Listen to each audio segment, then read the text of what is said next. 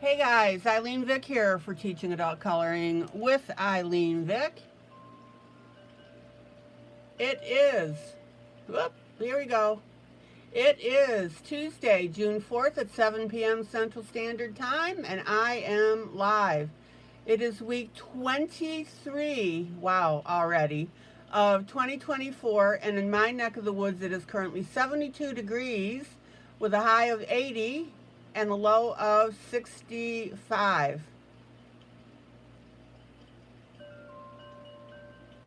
Welcome, welcome, welcome to my broadcast. I'm here for the next 3 hours for coloring, companionship, chat, friendship, giggles and laughs, beautiful pictures, and also teaching the what, the how, and the why of adult coloring.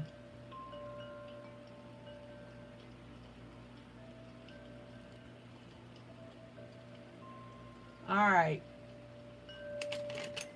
Remember, guys, this is a refuge for you.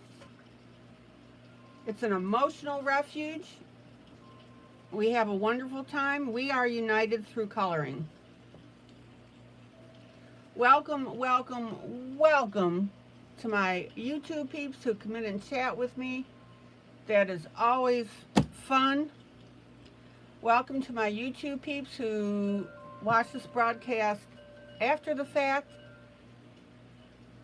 And welcome to my Facebook peeps who'll see this broadcast when it goes live in my group. All right, hello Carmen, Mamie, Maggie, Thomas, Kitty, Angela. All right.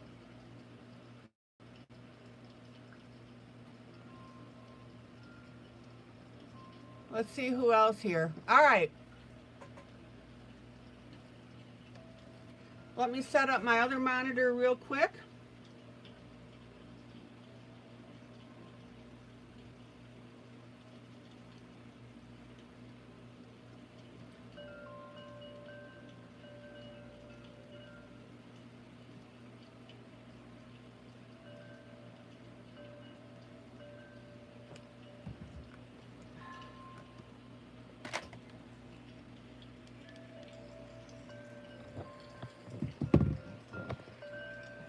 Let's see, I'm gonna get my power source.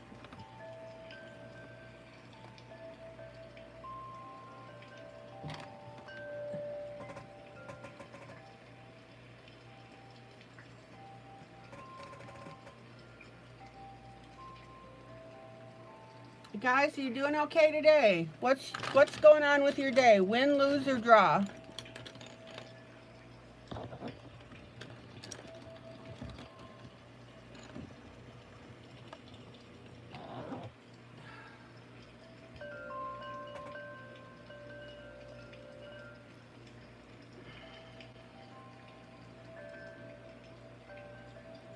All right, let me just adjust one more thing here and we'll be ready to go. Kitty says draw.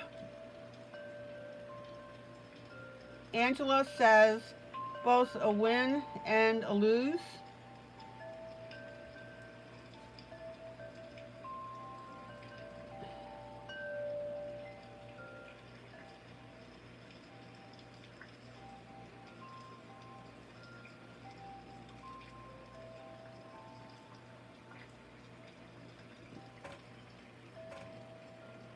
Not a win. Poor Allie had stomach issues all afternoon. Ugh. Sorry to hear that. Sandra, draw. Angela, tell us about your win and a lose.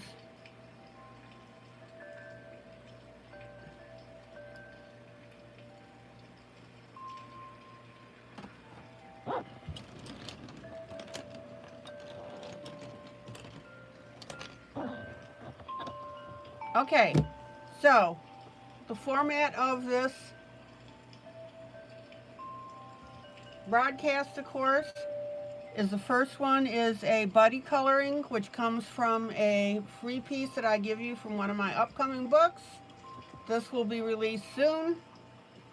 It's called Sleepy Tots Jubilee.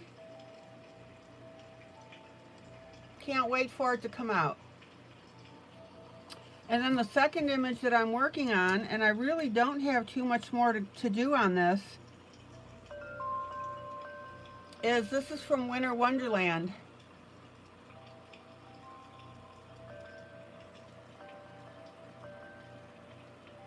And this is from Teresa Goodrich. So I've been working on putting the snow on this in the white acrylic paint. And I think it's turning out beautifully. Okay. So let me set that one aside.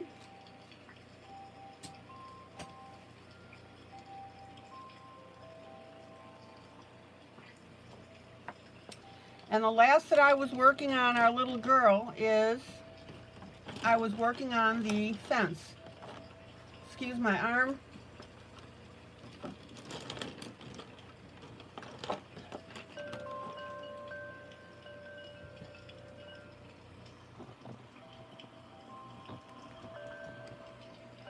Thomas says win because you made it to a live stream on top, and I'm not coloring until this point. Oh, Maggie, Larry loves the snow. He was watching at some point last night. Cool. Linda, hello. Uno, Dos, Trace, the three amigos are here. Oh, I'm going to sneeze.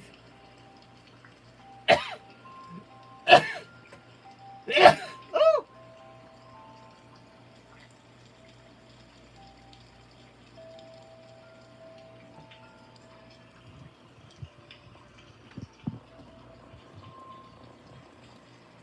Okay.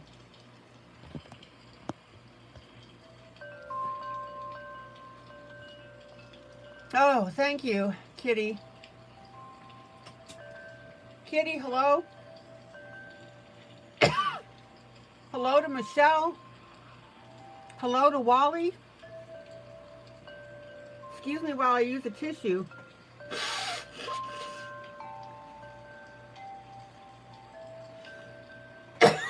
Oh my God, excuse me. And I'll say hello to Tammy, who is watching. She's working out some phone issues, so she's unable to comment at the moment. Okay. Jolly, Jolly, Jolly. Hi, Jolly.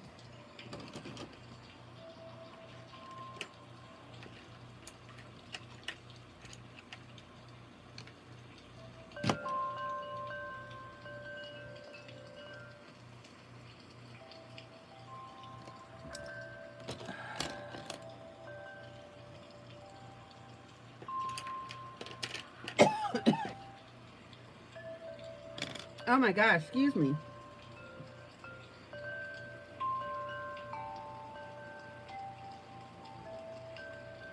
Okay, who's ready to color this with me tonight? Last night we were working on the fence. Added a little bit of orange to the wood to give it some color character.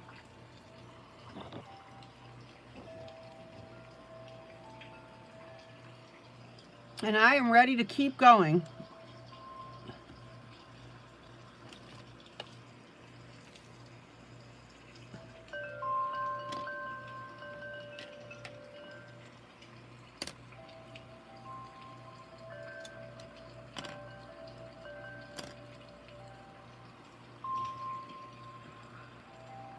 Okay. So let's go with the dark. Guys, don't forget your paper towel. Jolly, you just came from last night's video and you're getting caught up. Okay, cool. Don't stress, don't rush.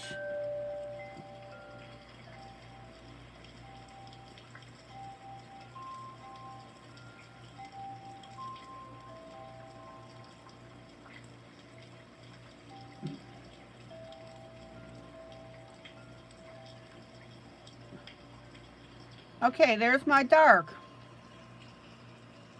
Larry says hi. Hi, Larry. Larry, how's you doing?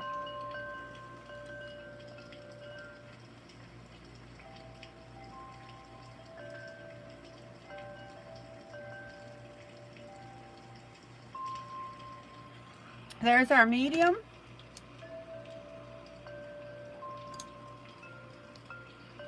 And then my light is my Faber-Castell 103 to start. And then I come back with that and put a little medium on top. And look how that changes the color. Oh, Maggie, you couldn't help yourself. You finished the fence.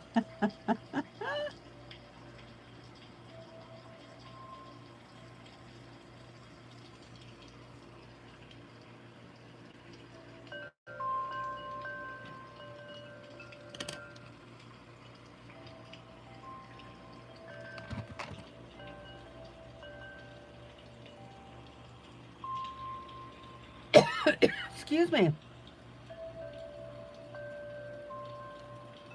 Larry, I'm glad to hear you're doing well.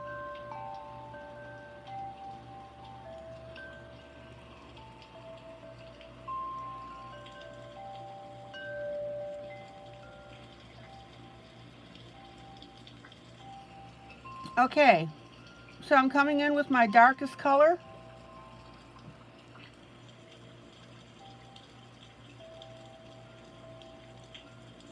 We're working on those streaks. Now, I've already got my Faber-Castell 103 on this section down here. Excuse me, I got a little ahead of the game. So now I'm going to come in with my medium. And again, notice how I'm what? Blending over the top of my dark.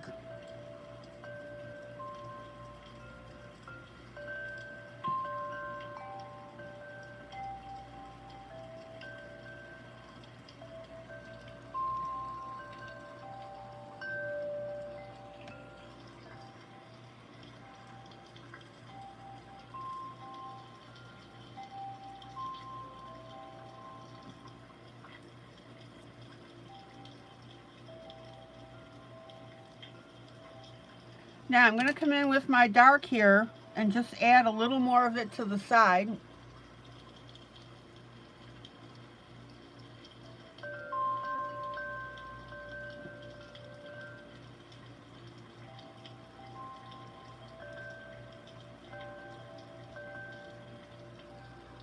And then back in with our medium. Thomas, glad you made it in time.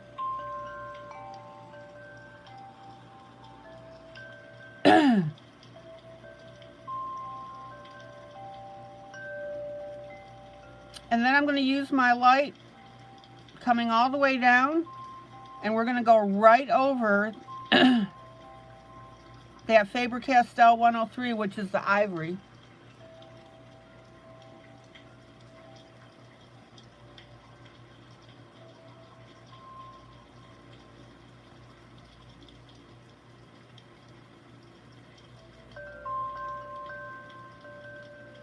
Isn't that cool?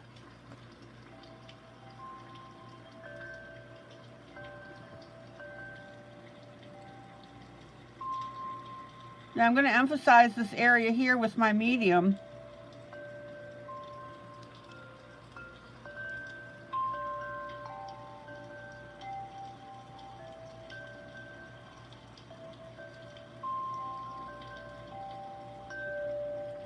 And then I'll continue down the rest of the wood.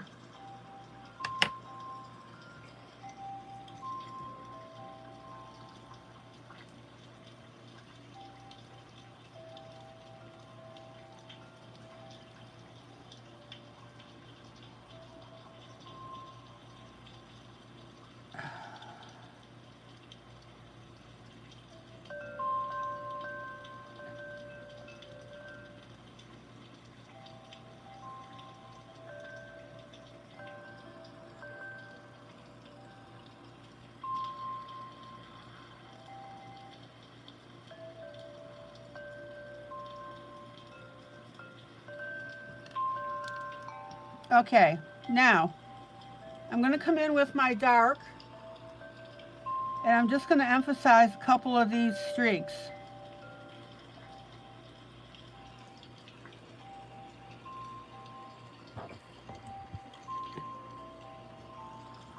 And I want you to check out how realistic now this looks.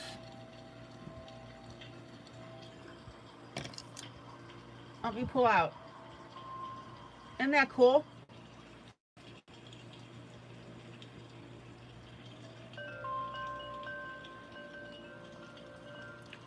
Now, this highlighting of those streaks is totally my extra add to this.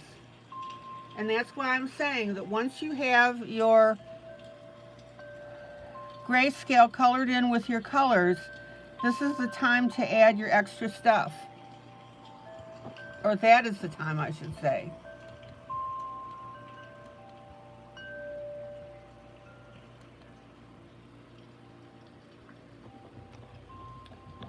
I don't want you guys to be mindless little robots that just do your light, medium, dark, and then don't do anything else with it. Linda, how is your ankle?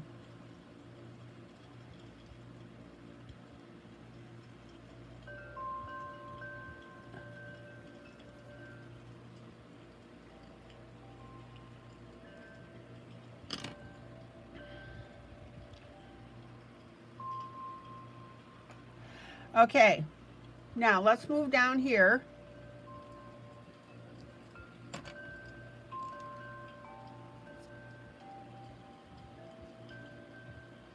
Here's my dark brown.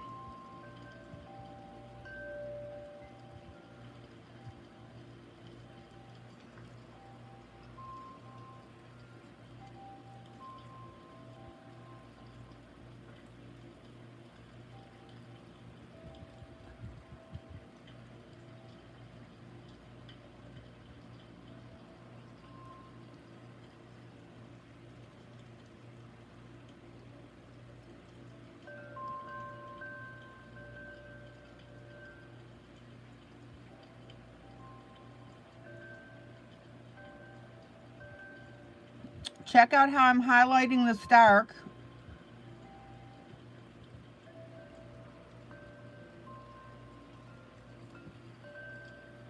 Now, don't go down too far with it because we've got grass at the bottom.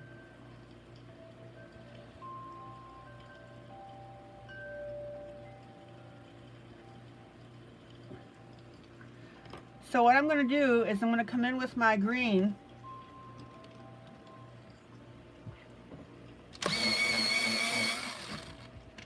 And I told you that what I'm doing with the green is I'm basically tinting in the color. We're going to go back, we'll do our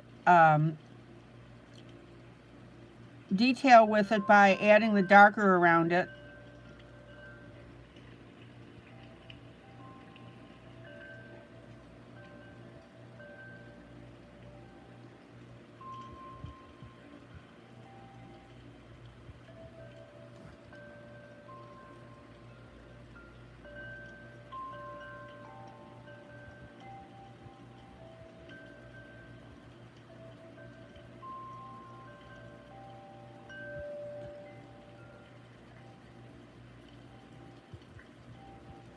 Check that out. Now we've got to get in between these flowers, and you're either going to get in between with the fence or with green.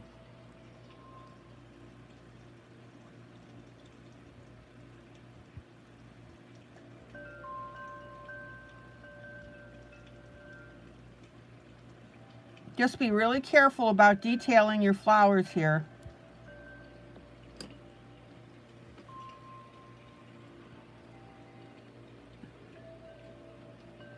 All right. Now, medium brown. Oh, Linda, that's great. You don't have your whole foot wrapped anymore. Excellent.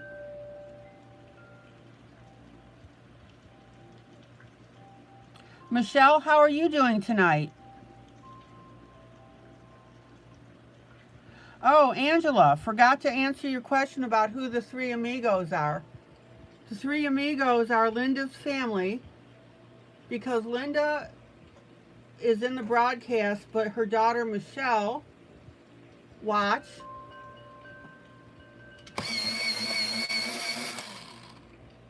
And her husband Wally sometimes watches, or he's in the background doing other things.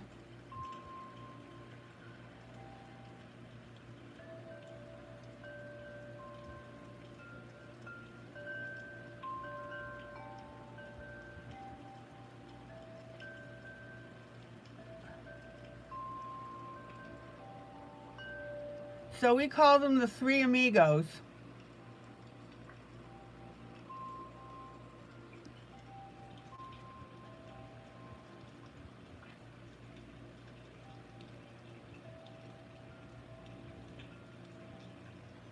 Okay.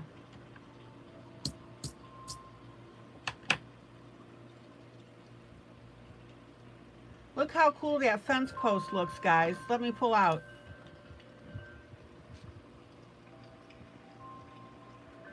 That's right, we can say hi to Wally.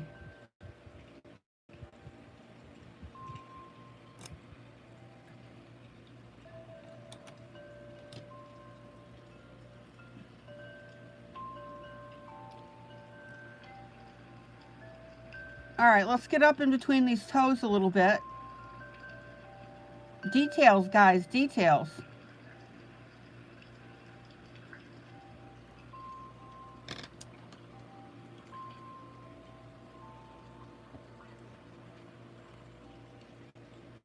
Interestingly enough, Wally actually colored a picture with us. It was a candy dish.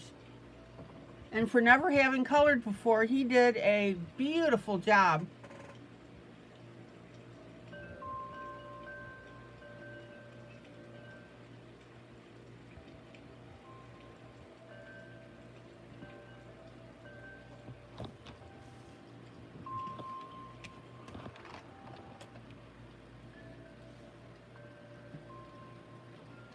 Okay, now underneath this horizontal part of the post,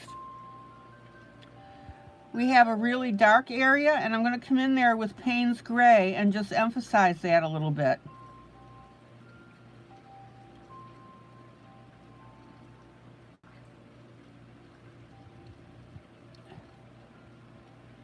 Now remember, when you're doing something like that, you want to see the effect, not the color itself.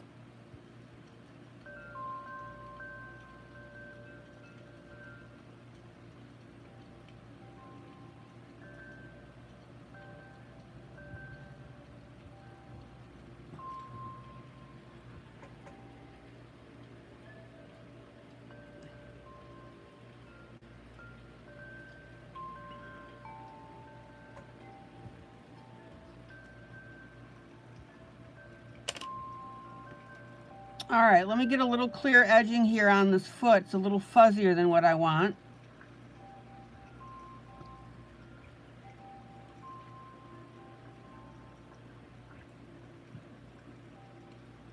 Wally says hi. And Michelle wants to know how I'm doing. Michelle, I am doing great.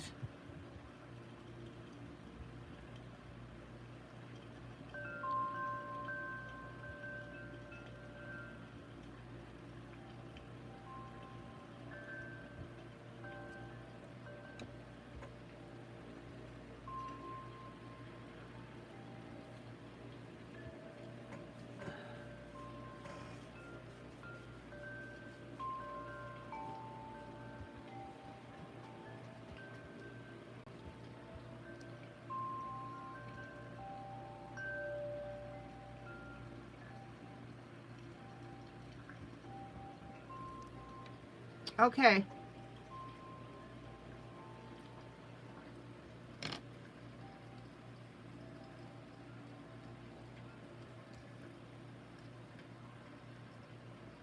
So guys, if your partners express any interest in coloring, I would encourage them to join us in a project. Wally did an outstanding job on that candy dish.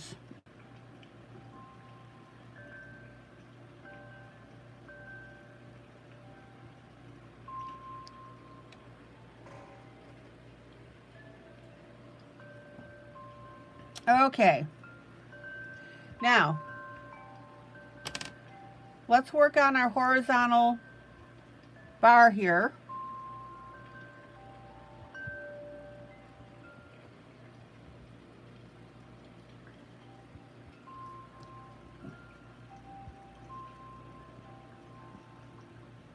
Here's our darkest color, my dark brown.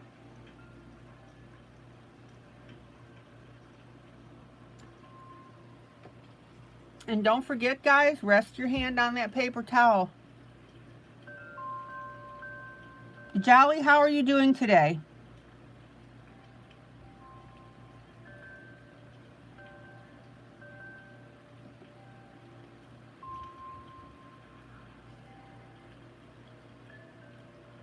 Who's coloring along with me tonight?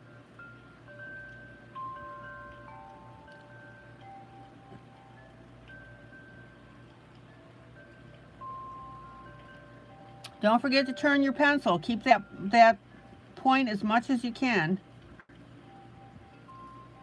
Emily, hello.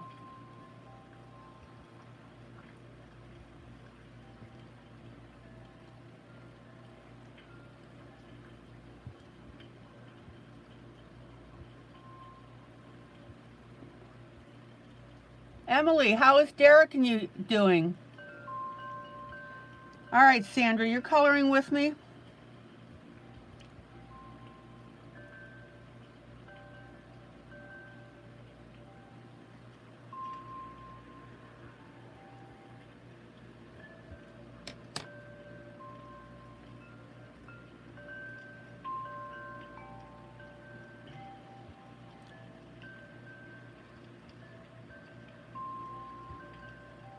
That's right, Thomas. Let the pencil do the work.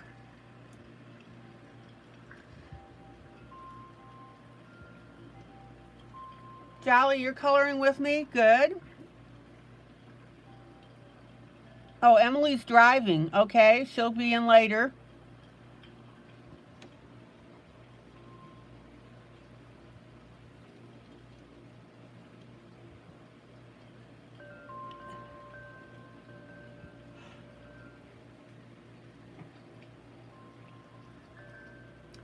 Okay, I'm going to come in with my Faber-Castell 103, that ivory.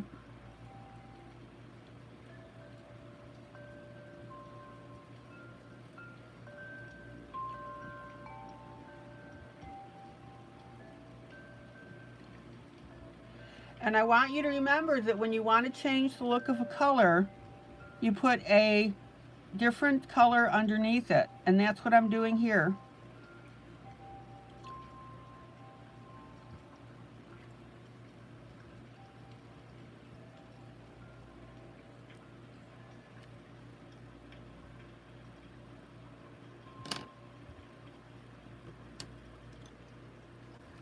Now I need to turn my page a little bit. More comfortable for me to do this horizontal this way. And over that ivory now, I'm going to come in with my lighter brown, which is a gold actually.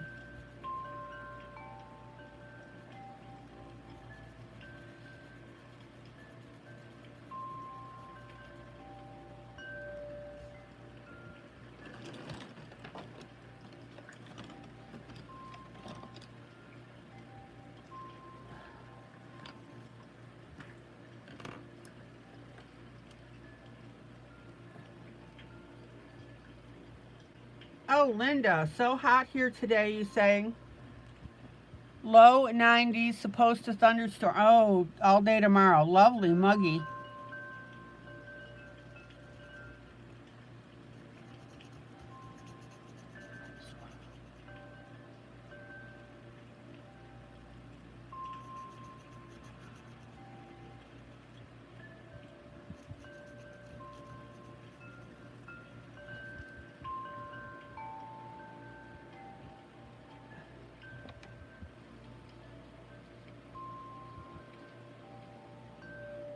I'm sorry, Maggie, what? You will be what?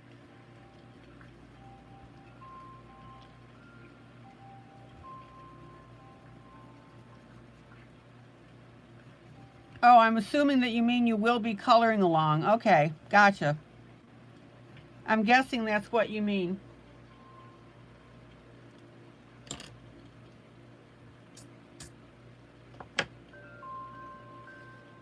Okay, let me pull out.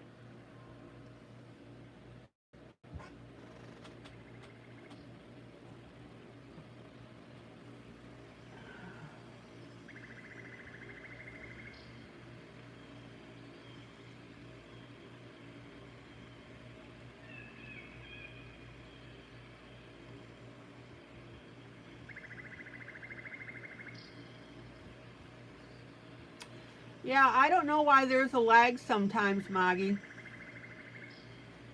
Excuse me, tissue again.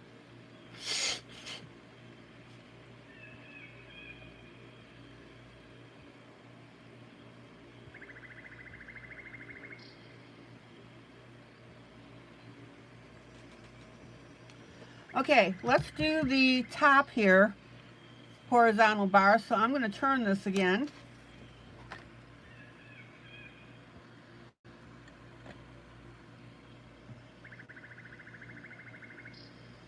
Maggie, your high was 97. It's still 91, but no rain in sight for a while.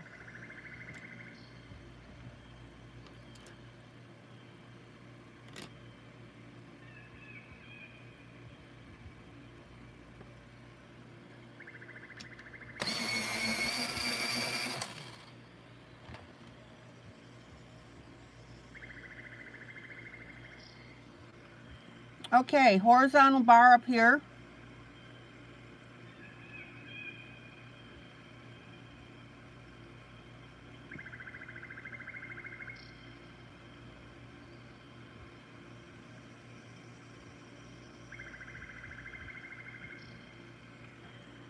Here's our dark color, darkest.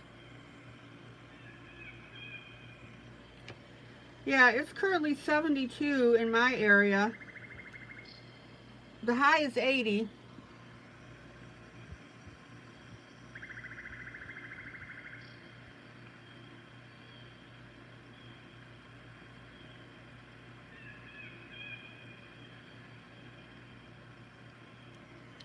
But it's muggy.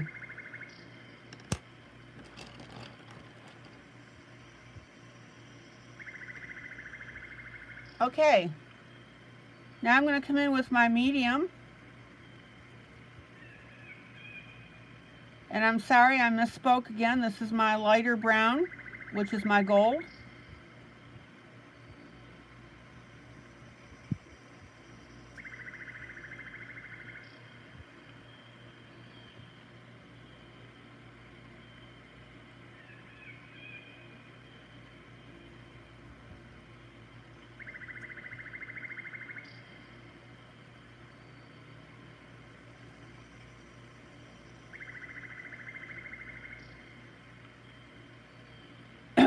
Excuse me.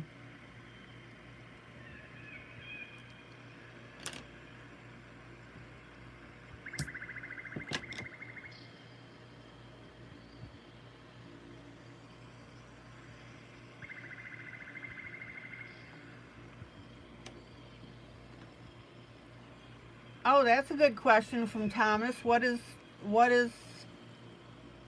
Maggie's favorite color? How about let's expand that to everybody else? Oh, Linda, I'm sorry. Michelle has a real hard time with weather extremes. Oh.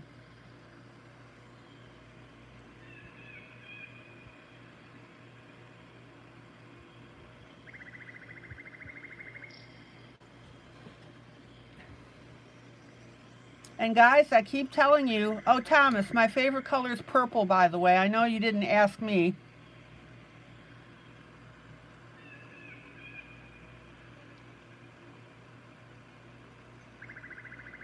Angela says her favorite color is purple and coral.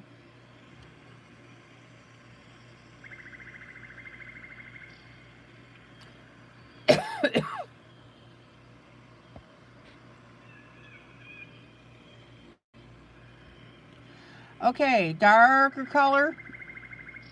Again, don't come in like gangbusters. Remember, you've got to blend that dark into the rest.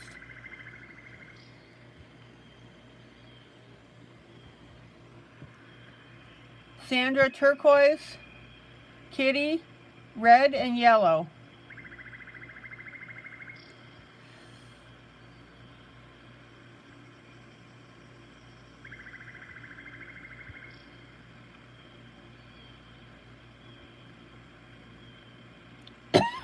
Oh my gosh, excuse me.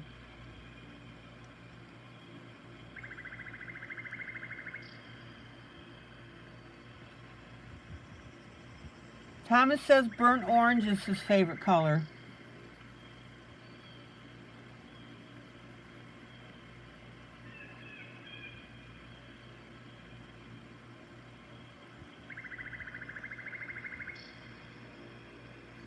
Tammy, if you're watching, eventually you need to tell us what your favorite color is. I don't think Dorothy said hi. Dorothy, are you here?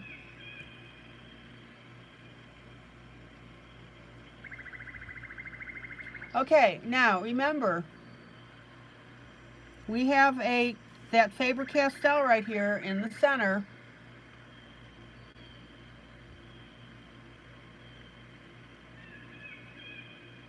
And that's going to affect the darker brown. Hello, Belle.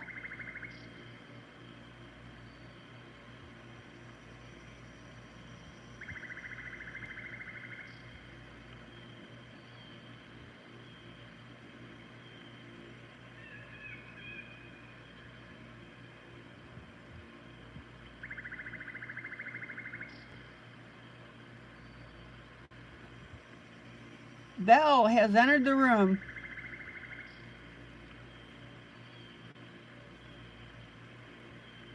Okay. Then our tan color, goldish color.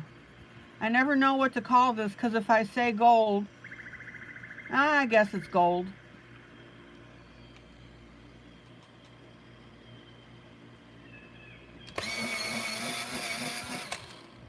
No problem, Thomas.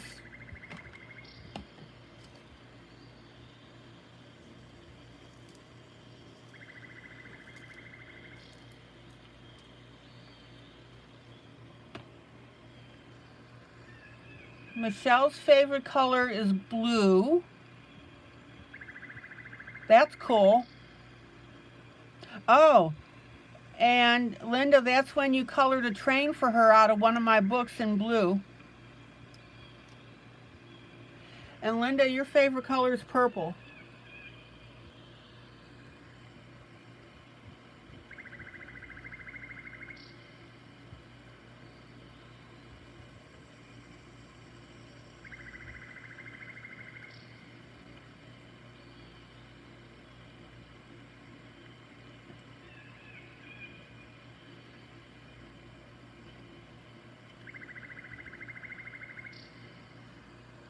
All right, is Dorothy here?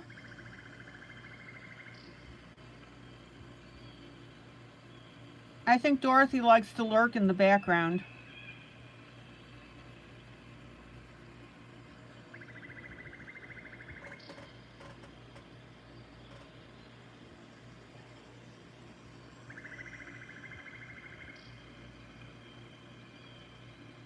Jolly, you're having problems with wax bloom.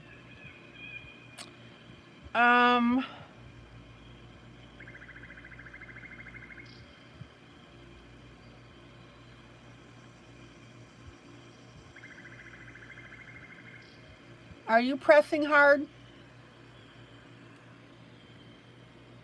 Or are you coming in lightly with your colors?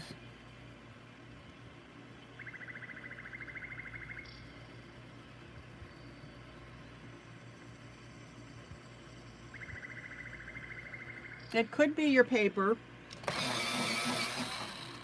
No, you're not pressing hard. Okay. All right, let's get this back into focus here.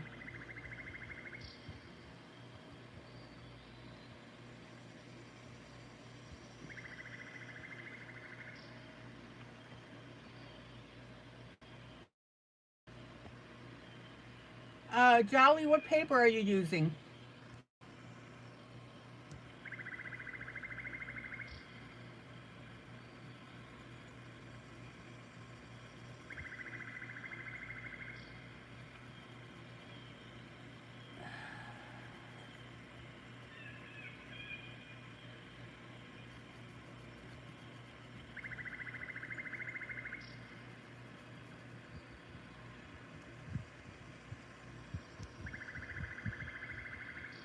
Spring Hill 110.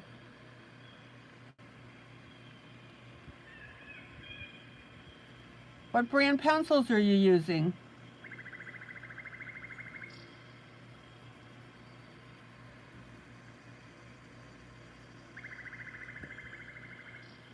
Okay, I'm just going to run my finger down this.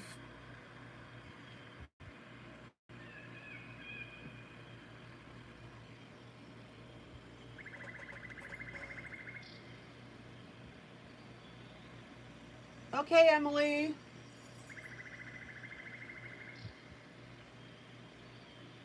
Prismacolor and Faber-Castell. Really?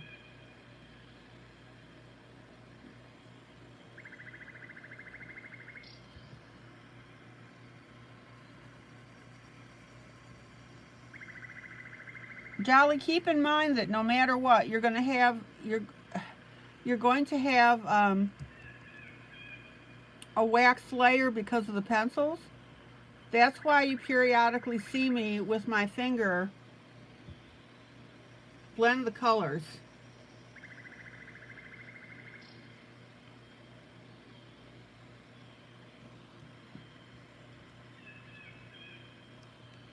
With my finger.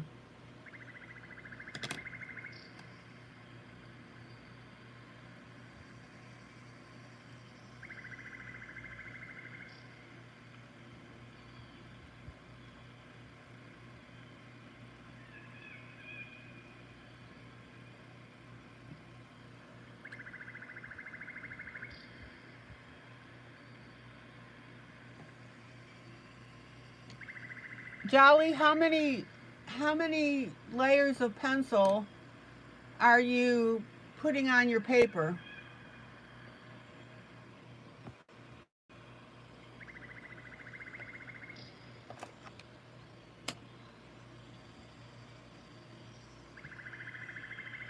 Okay, dark brown underneath.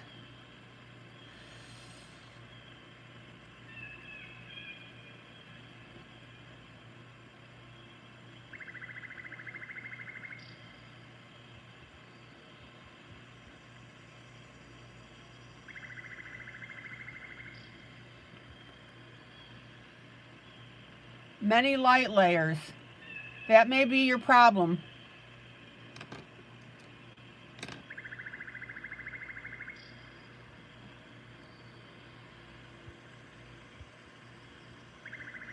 You should only be putting 2 or 3 layers of pencil on your paper. Okay, here's my dark brown. Now we're coming in with my lighter brown.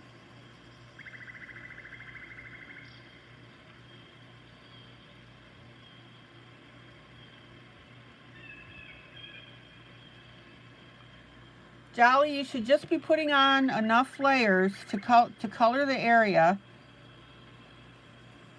Now remember, this is over my Faber-Castell 103, which is my ivory.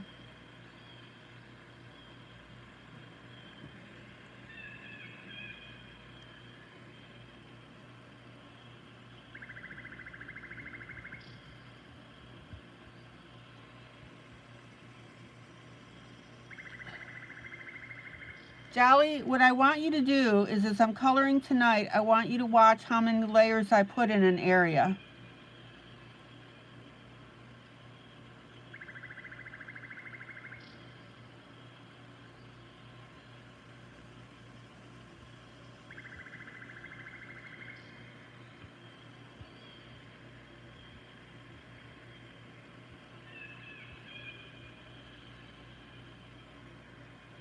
Now I'm going to stop with that my brown. Okay, Jolly, you need to lighten up your grayscale. You should have a setting on your printer to do that.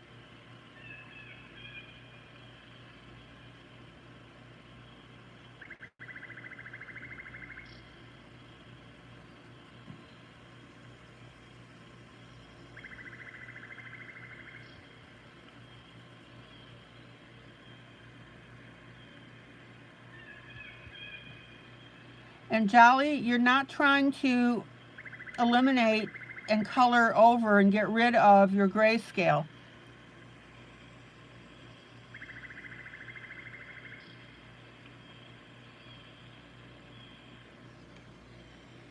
Grayscale is not meant to be obliterated. Grayscale enhances your picture that you're doing.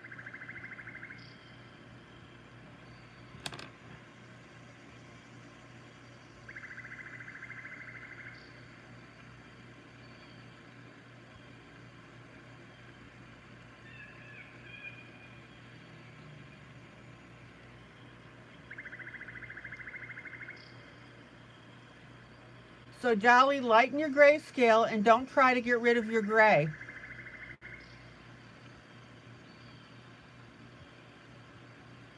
The gray on your paper, on your printout, percolates up in effect when you're coloring pencil over it. It enhances it.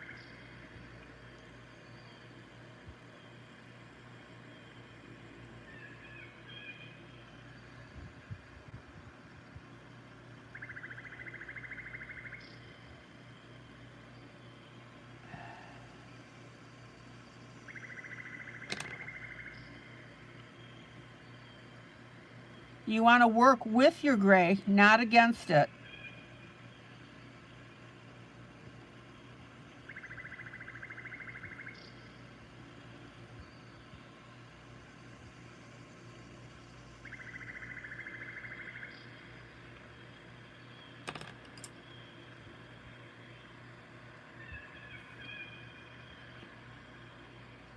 All right, check this out. Isn't that gorgeous?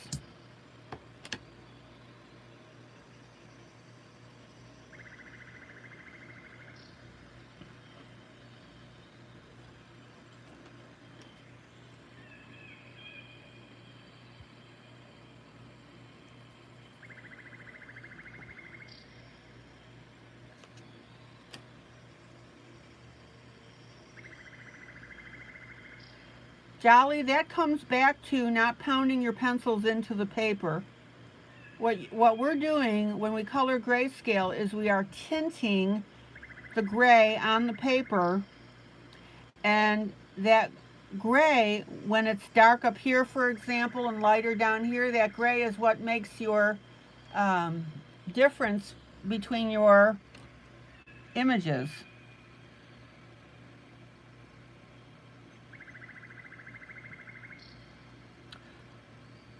The details, it makes the difference between the details.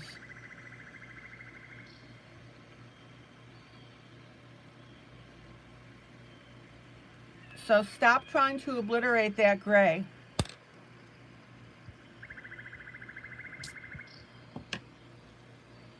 All right, so now I'm going to come in with, this is called Desert Yellow, happens to be a color, and it's an orangey type color. And I'm going to add a little bit of that orange near the edges of my darkest grayscale here, my dark color.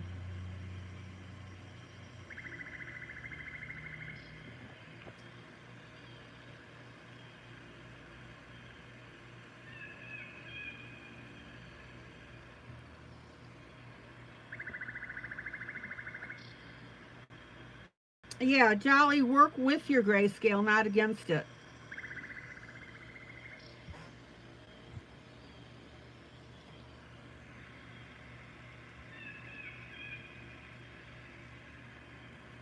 Now, check out how I'm adding this orangey color on top of my darker brown.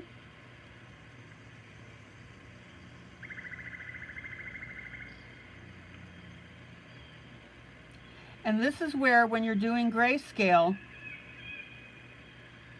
Now that we've got the light, medium, and dark addressed, now we're going to enhance it.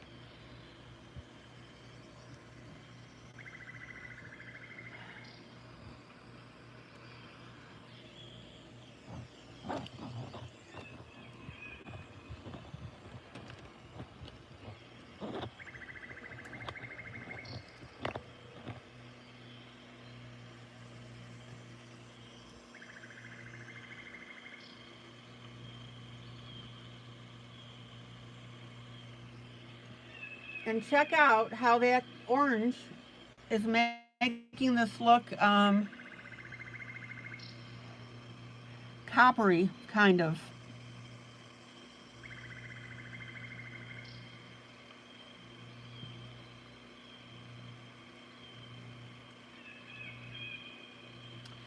Thomas, wax bloom is when you have so many layers of pencil on your coloring that it's not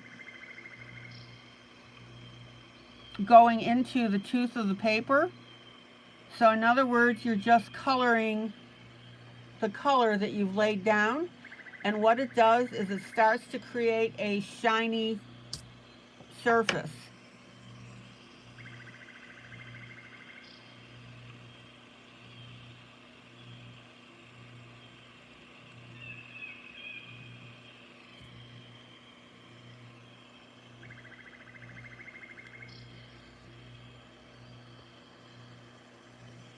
Now, I want to show you an effect of wax bloom. This area right here is starting to bloom with the wax, and see how it's getting bumpy?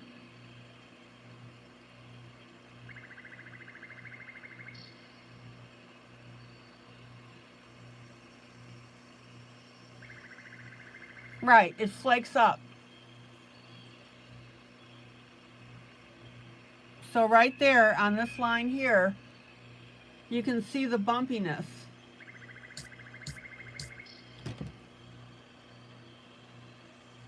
And that means I can't add any more pencil on here because that bumpiness is just going to get worse.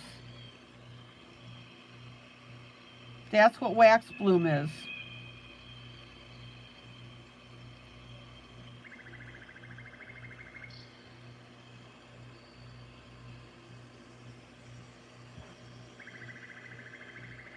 Jolly, is this what yours looked like right here? While you guys were asking about wax bloom, I was deliberately overloading this area with my pencil so that you could see it.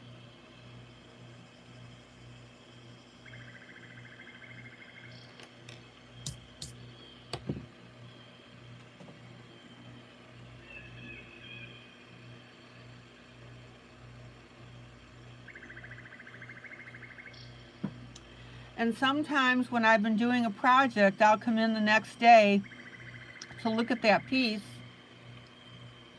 and I'll see wax bloom on my coloring. It's just too many layers of pencil.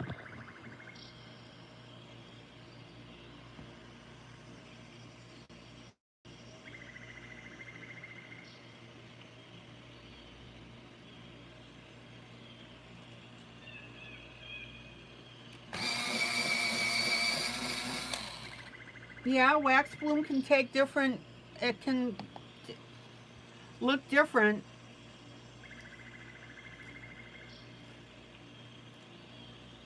It left white specks on the foot and edge of the dress. Okay.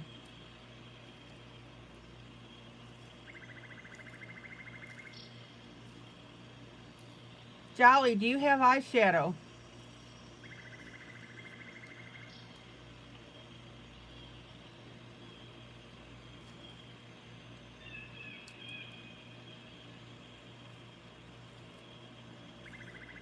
What I would do is get a matching color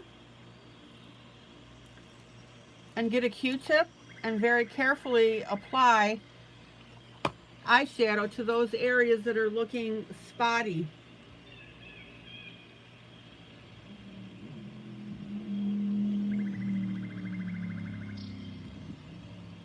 You should be able to fill it in.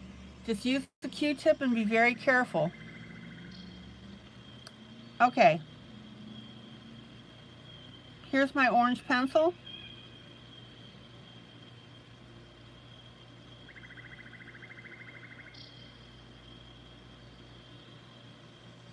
Now, I want you to remember, when we're talking about wax bloom, let me zoom in here. So, I've got my light color from my Faber-Castell 103.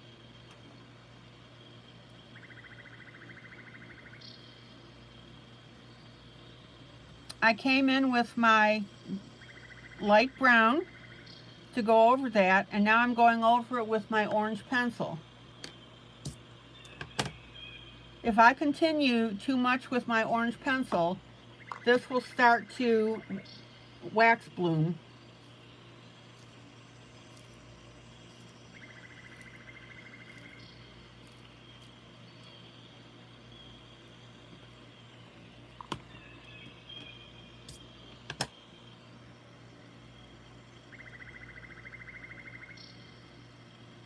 I would say you could probably do about 3 layers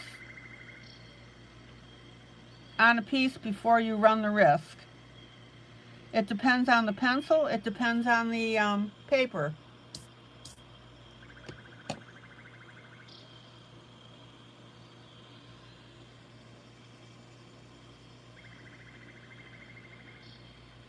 Oh, Belle, you're gonna leave? You'll be back? Maybe you don't know. Oh, okay.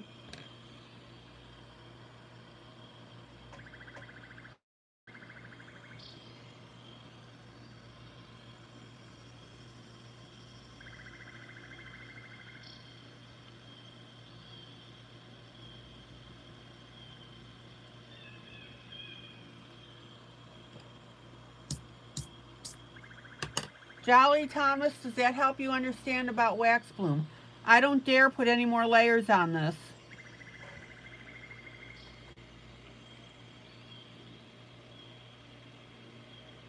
Good night, Belle. Sorry you have to leave.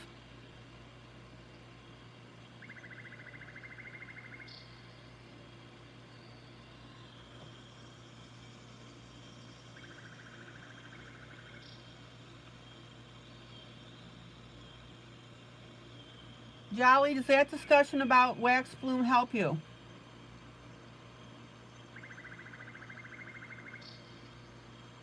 Good night, Miss Belle.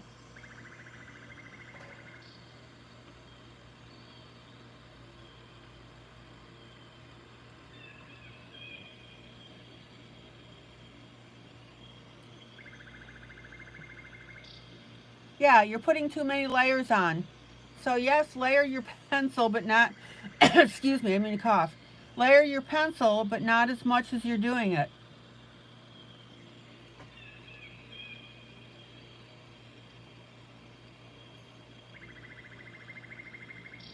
So Jolly, I'm glad you took layering to heart, but you just got a little carried away. Okay.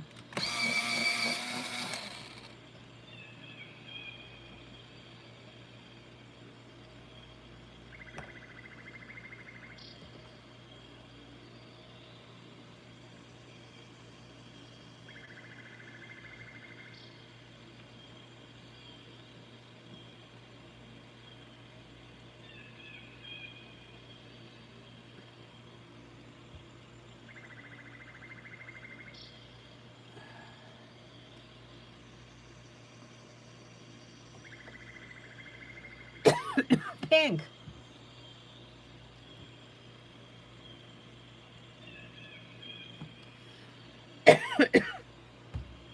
Oh my gosh, don't know why I'm coughing. Hold on.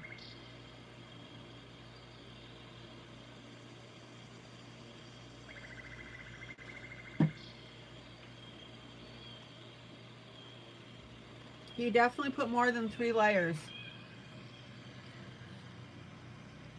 Yeah, Jolly, you just have to play with it. Some pencils you can layer a little more. No, but Thomas, wax bloom can't kill you. It has nothing to do with anything medical.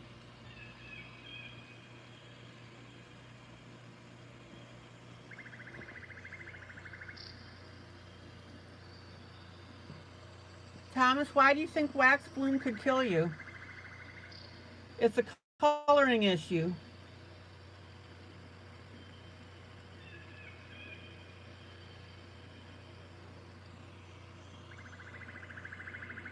Uh, Jolly, not necessarily about oil pencils being better. All pencils have some degree of wax in them. It's a layering issue.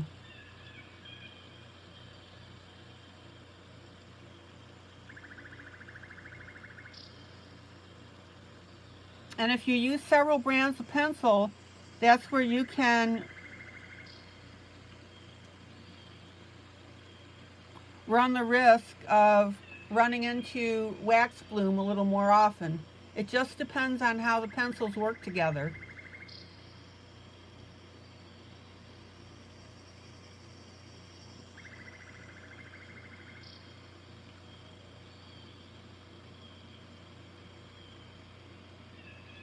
Jolly, how many layers were you adding? Okay, we're going to go with pink now.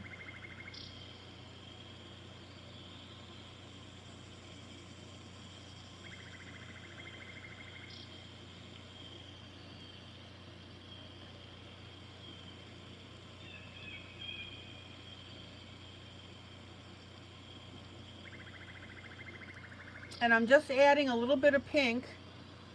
10? Oh my gosh. That's, Jolly, that's why. Whoa, that's way, way, way too much.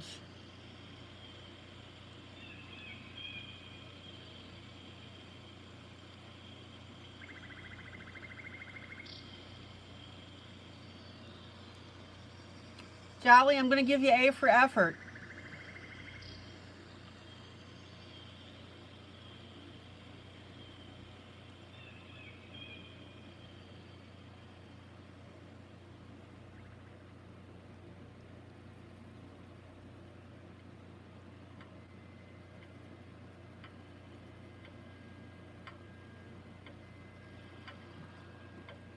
Okay, we're going to add a little bit of pink.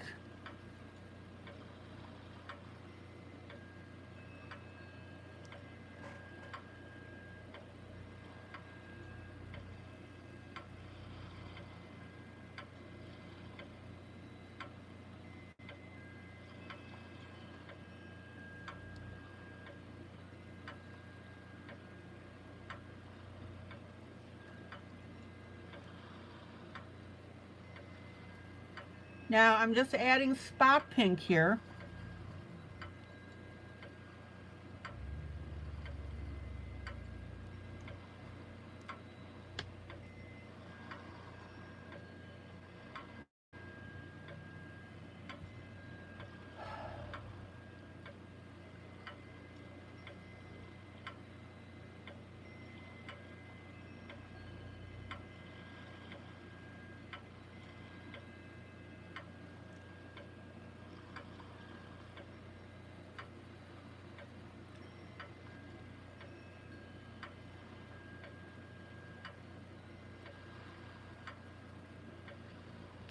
And what's going to happen by adding this pink the way that I am is that it's going to pick up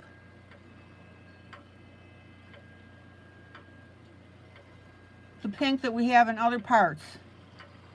Jolly, you were laughing so hard, your dog came to see what was going on with me.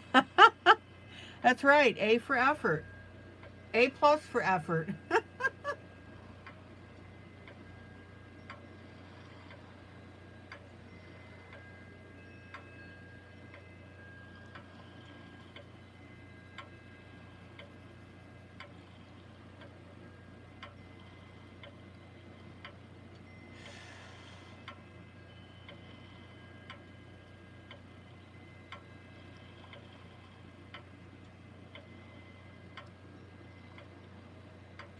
Hi, Kathy.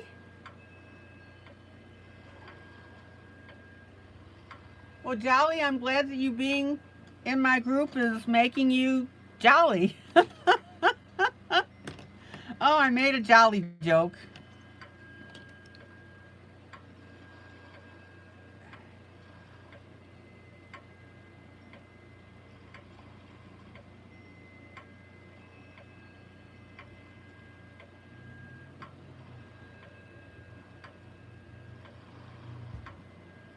Hi, Brittany.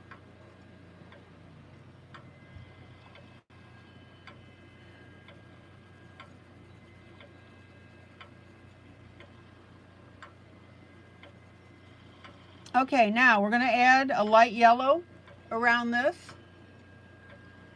Kathy, my day was cool.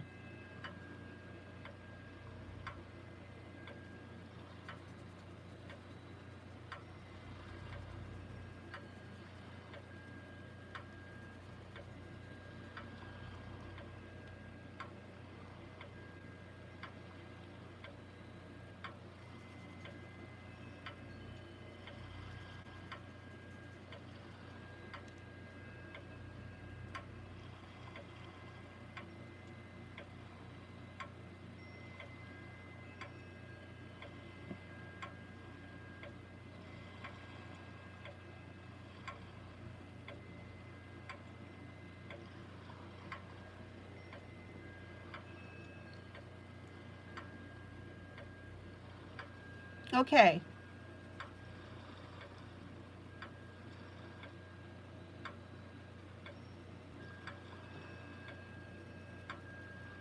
Now, I've got this big open area here that's light.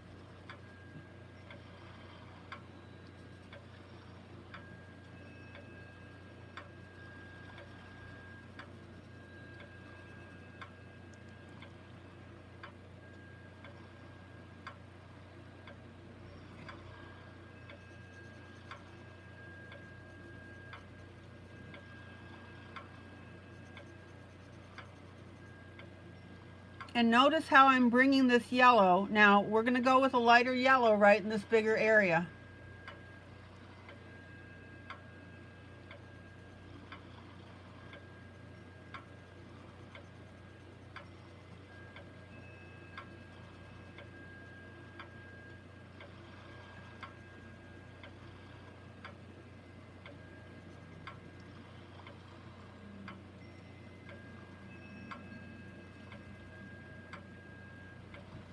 Check it out.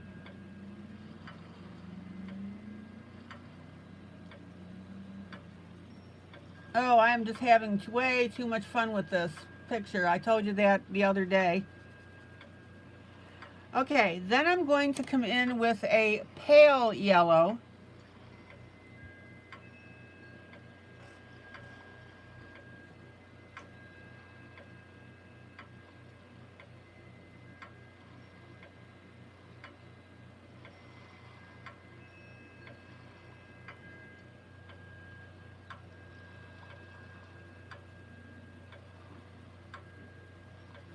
And I'm just going to tint that area coming outward towards the birds.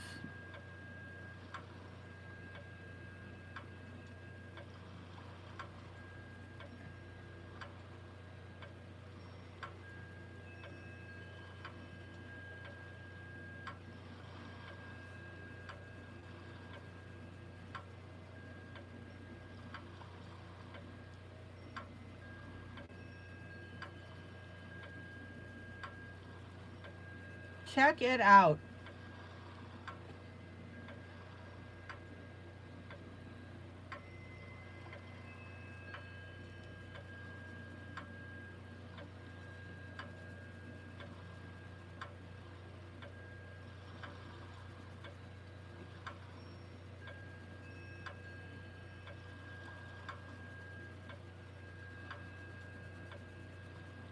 Now, I'm going to bring that yellow. I want you to watch how I'm applying this. I'm going to bring a little bit of that yellow out in between the birds.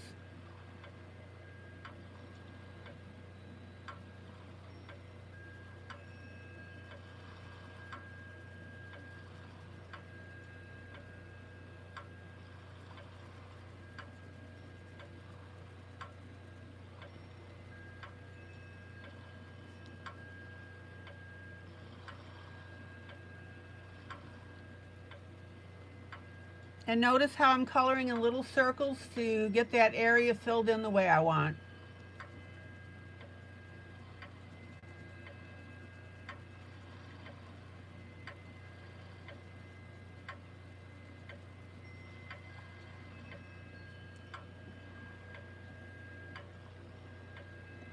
Okay.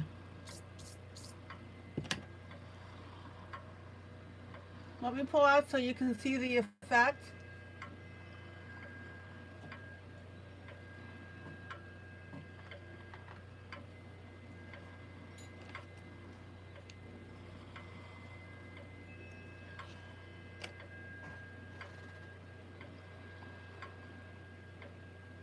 And now you can see why we've got yellow to highlight on our fences because of the bright light here. And also why the hair of our little girl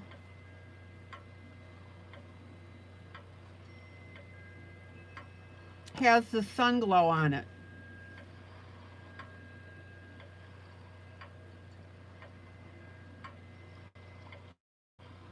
Okay, then I'm going to come in with a very, very light shade of a gold.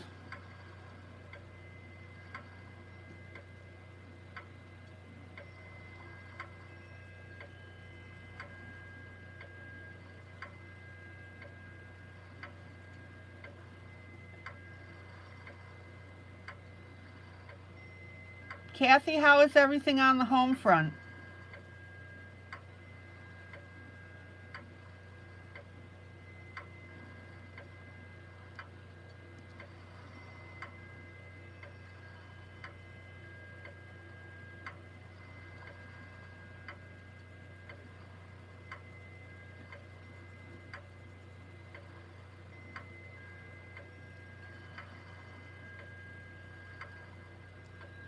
Brittany, what I would suggest that you do is that you sit down with us and you find something to color and you color with us.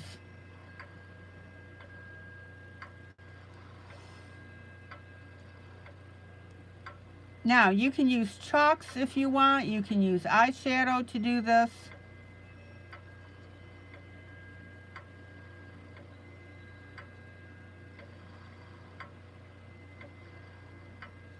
But I decided to go ahead and use pencil for those of you that don't have those resources.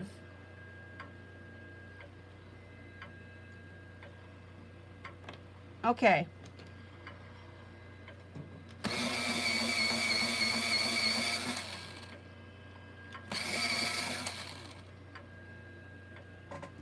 Very light blue.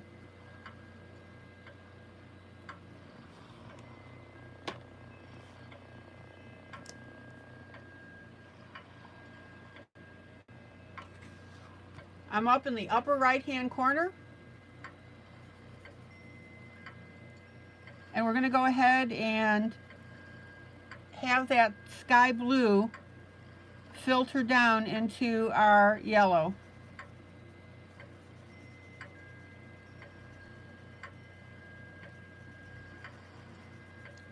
And I'm going to make it just a little bit darker at the top.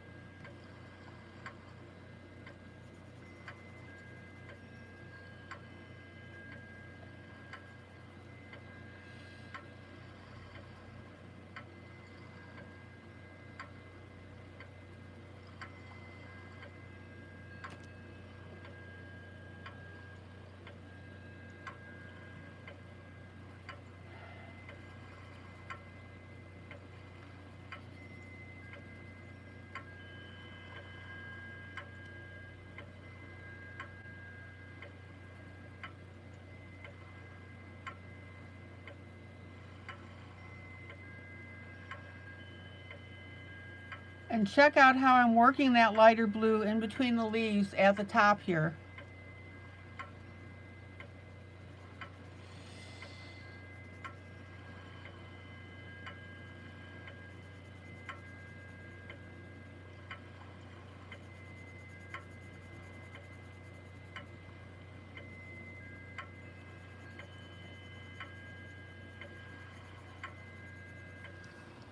All right, let me pull out.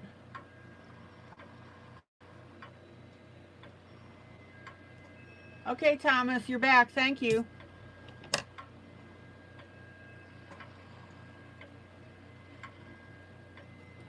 Brittany, did you hear what I said about coloring?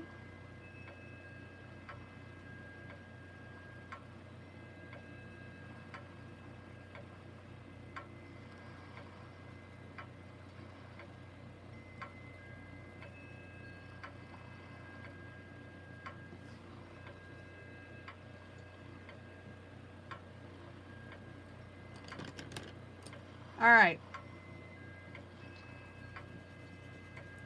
And then back with my pale yellow over that gold that I put in.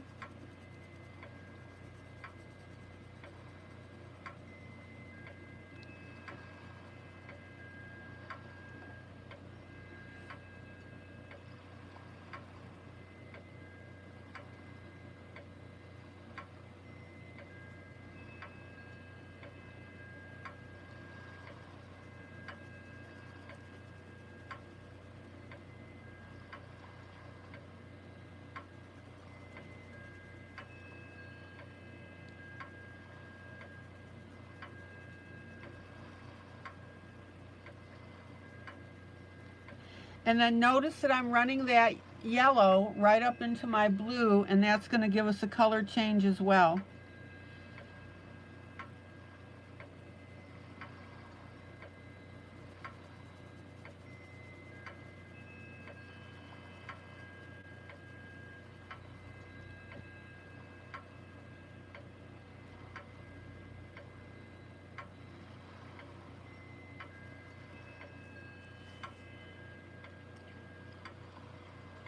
All right. Paper towel with our little nubbies on it.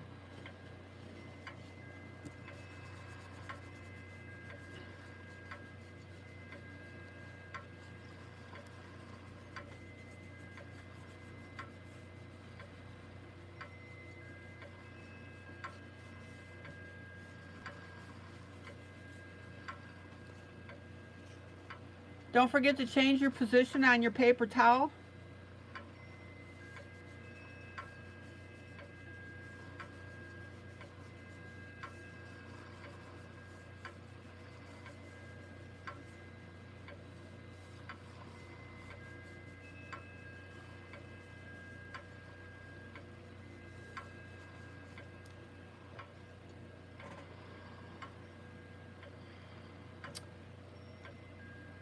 And if you still can't get that as smooth as you want, you can take your Faber-Castell 103 and use that as your blender.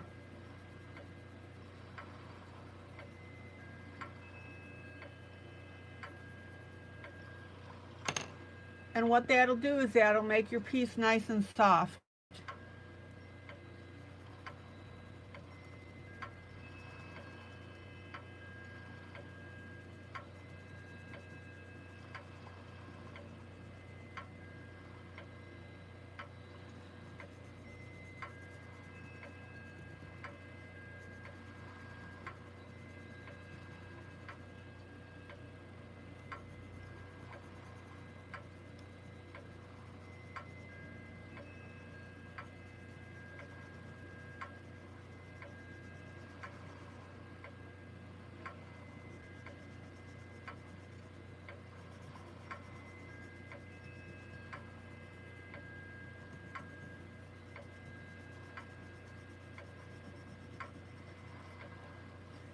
And then I'm going to use my paper towel again to blend.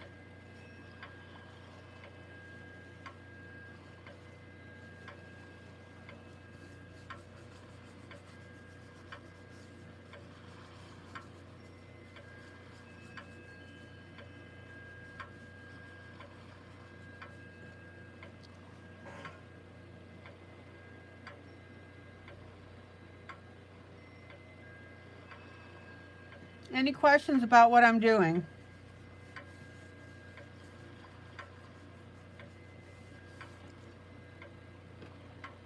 Now I'm going to tint up this blue just a little darker here.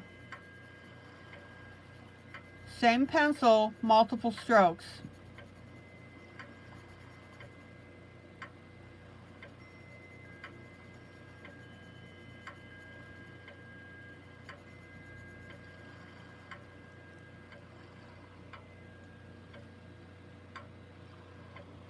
Okay, let me sharpen.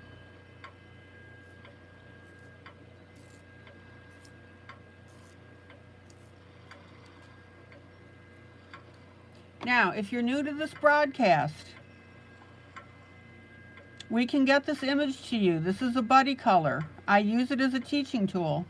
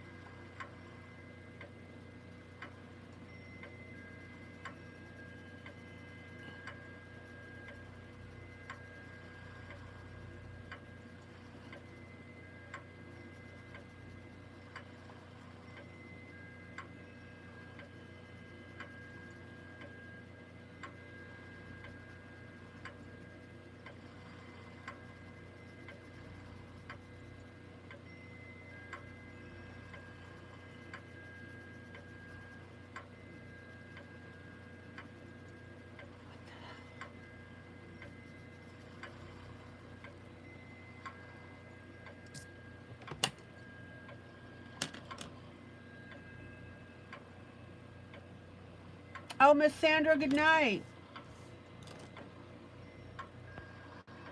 All right, let me pull out. We'll take a look at this.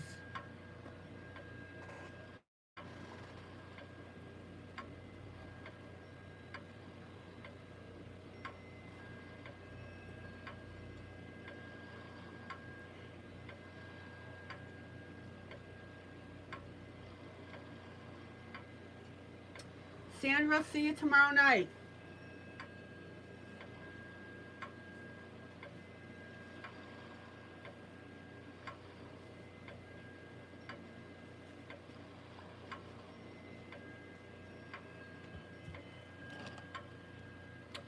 Okay, now we've got to bring this yellow down into our bottom area, but first I'm going to add some blue.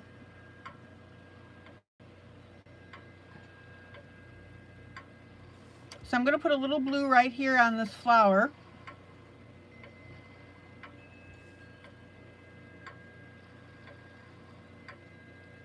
This is by the first post right here. I'm going to put a little blue down here.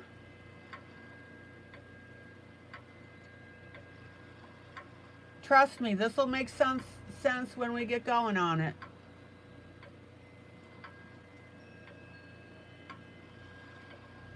And then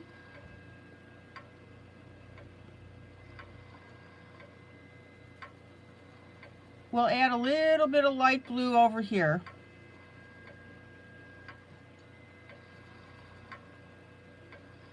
Gonna put some in the corner.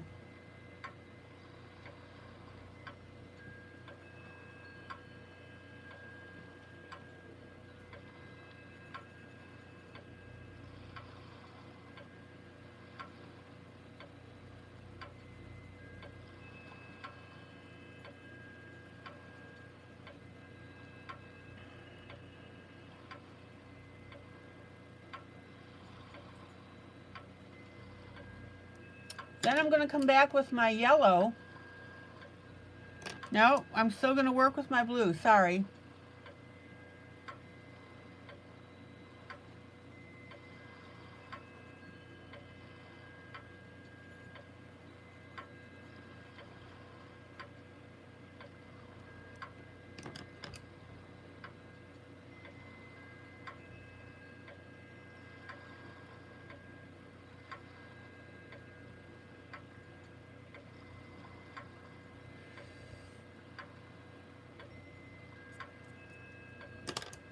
Then I'm going to come back with my yellow.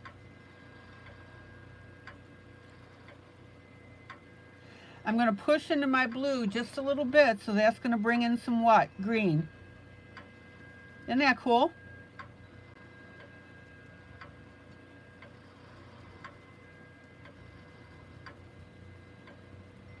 And in this area down here, I'm going to add just a little bit of pink in that flower.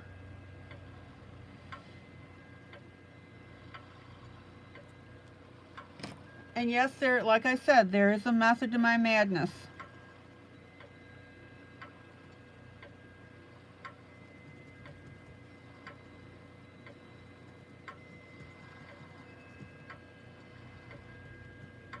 Isn't that pretty?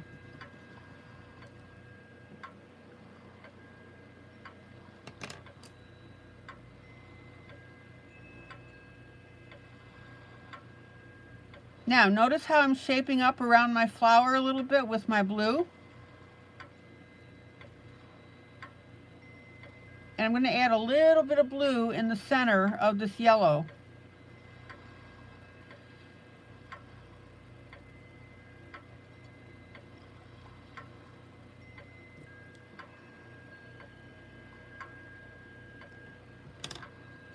And I'm going to take my Faber-Castell 103 and I'm going to lighten up that pink.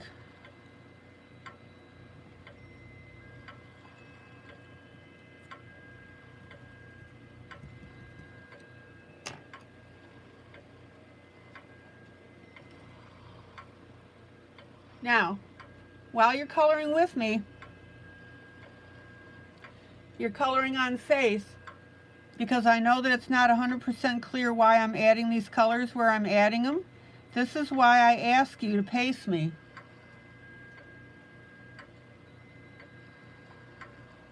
I'm going to put a little bit of pink underneath our fence here and add a little bit here.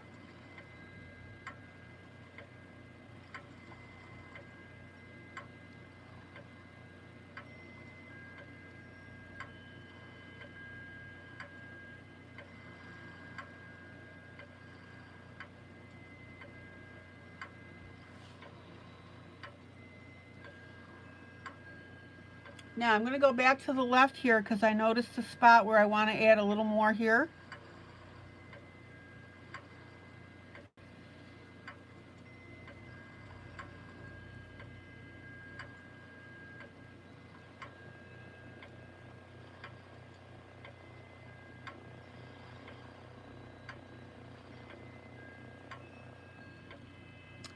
And then I'm going to go down by the foot and we'll add a cluster of pink here.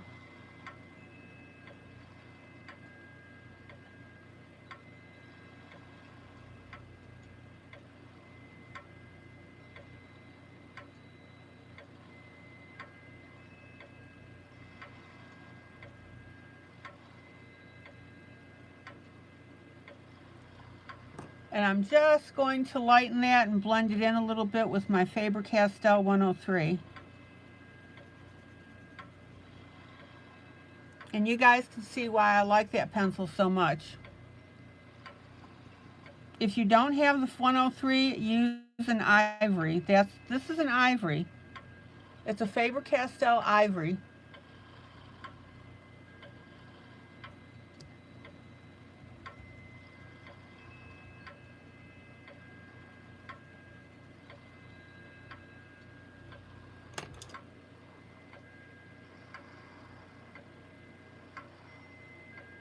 All right, let me pull out so you can see the whole thing. Any questions?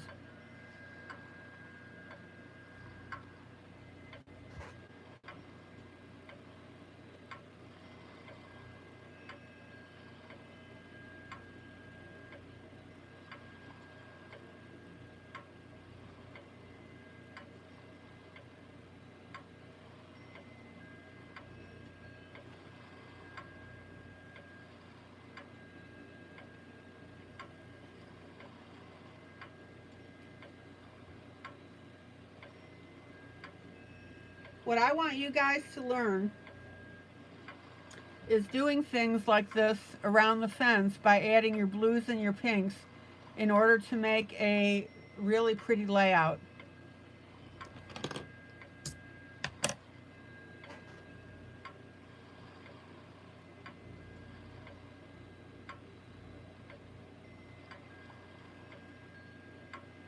This is why I direct you with color.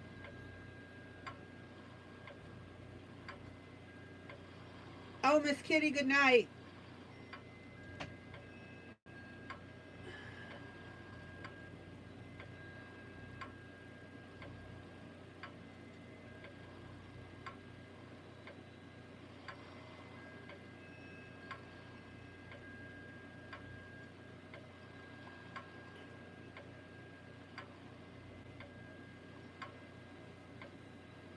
Good night, Miss Kitty. Good night. So glad you were here with us.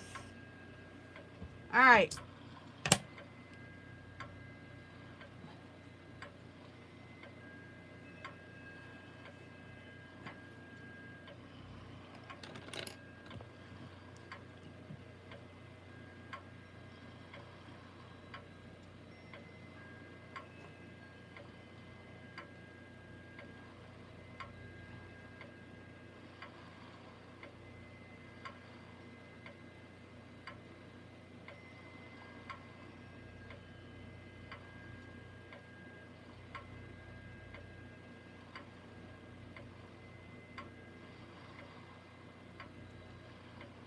Any questions?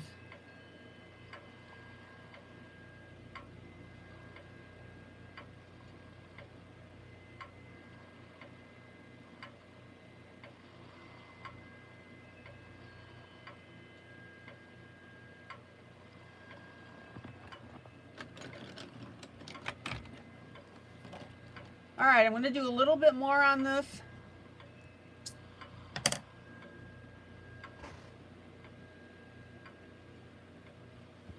I'm going to come in with my light green and just define some of these plants.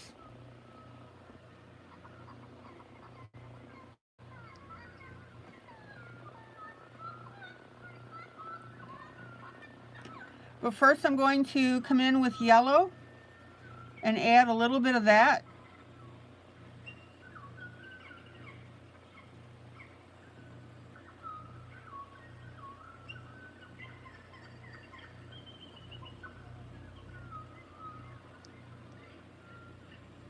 Now, sometimes, like I'm doing now, you're just going to scribble in color. I don't want that to throw you. So I'm just coloring the general area with these spots so that it creates the effect that I want.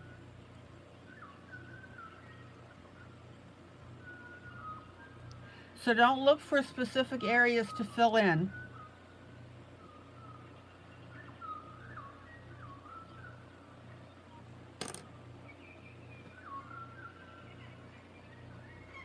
Let's see, I've got a little more blue right here.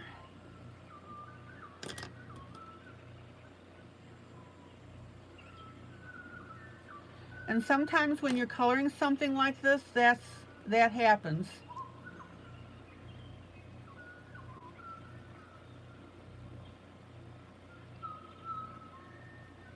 And then I'm going to come in with my light green.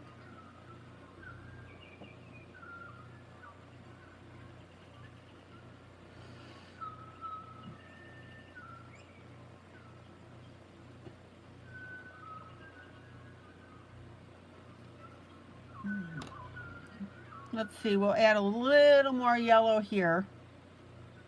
I'm using actually my palest yellow.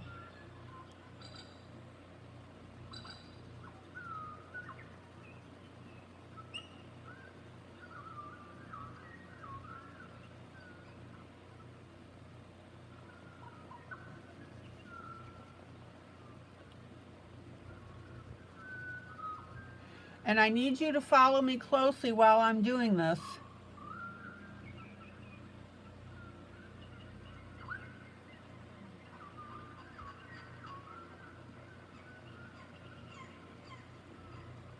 And by that I mean, don't look for specific areas to add these colors. Add them as I'm showing you. And that's part of grayscale coloring as well, guys.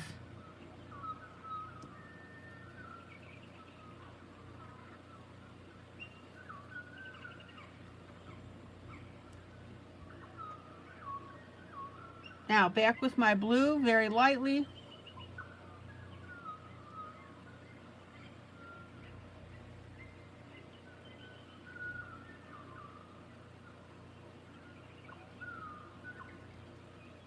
Free up the artist in you guys. Don't have kittens just because you don't have a specific shape to color.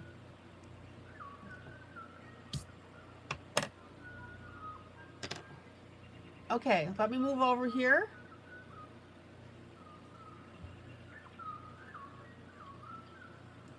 Lightest yellow.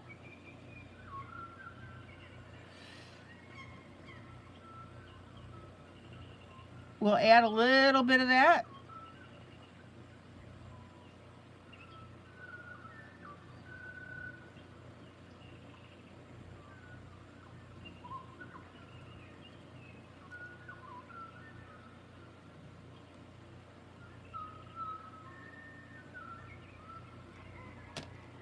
And then I'm going to come in with green.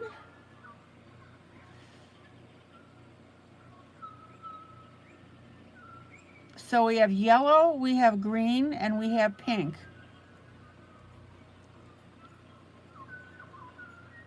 And I want you to see how this color combination is coming out beautifully.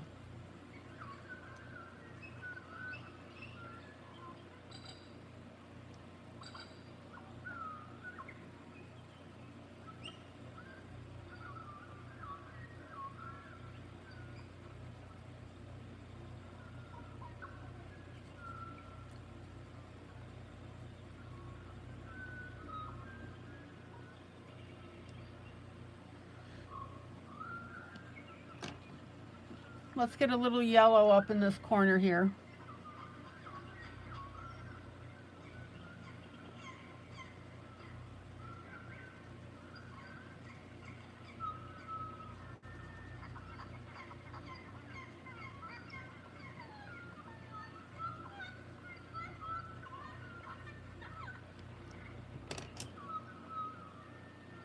All right, let's take a look at how this works.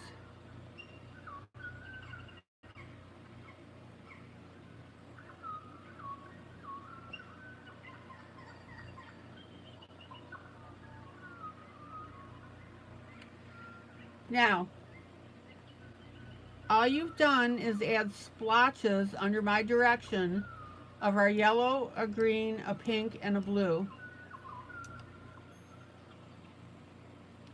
Is yours going to look exactly like mine? Of course not. But when you get these colors in,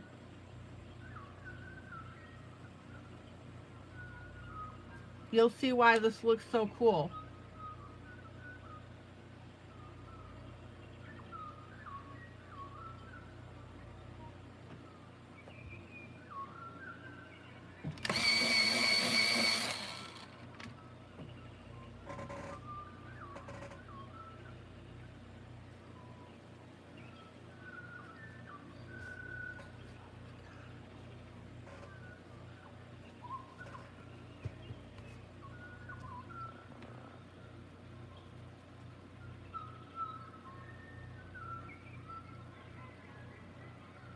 Okay, now I'm going to pick up my green here on my fence.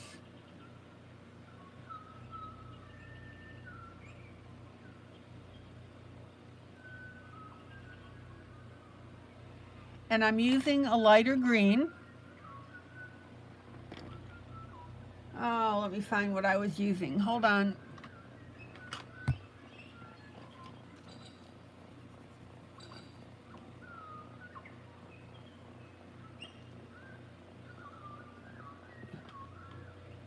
Hallelujah.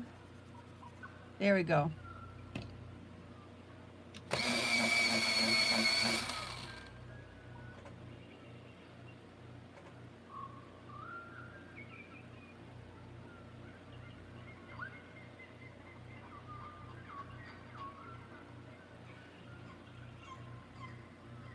All right, I'm going to pop in a little bit of blue. There's a flower right here.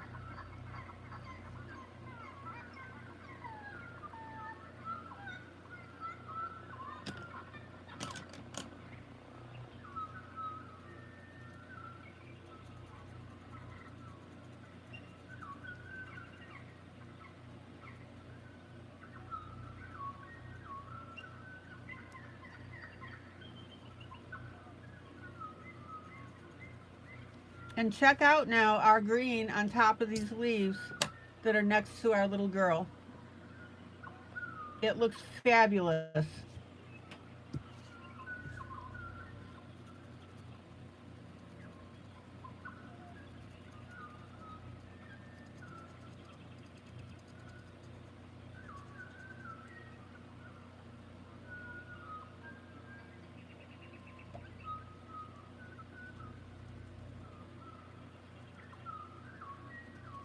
Now we've got a light spot right here in the center. Notice that I'm coloring around that for the moment.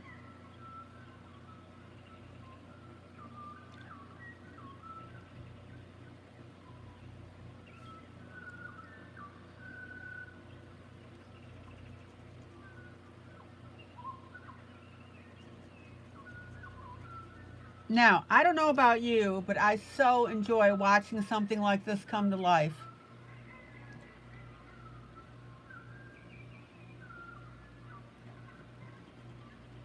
And when you get to the point now that you're filling in colors in an area and you're done with an area, this is where the piece really shines.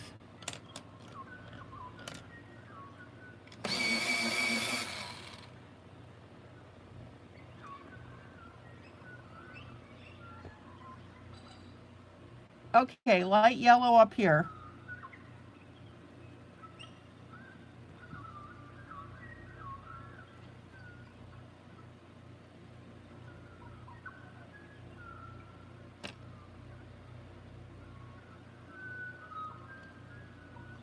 Now, back to our light green around this flower.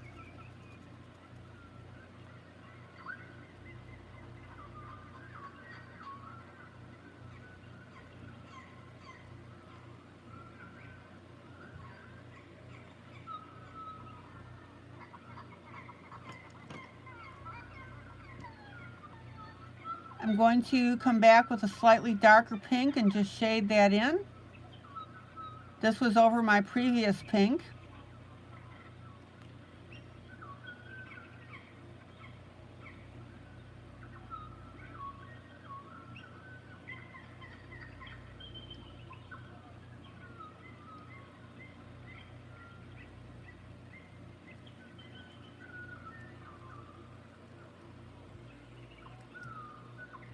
And then our green in between here.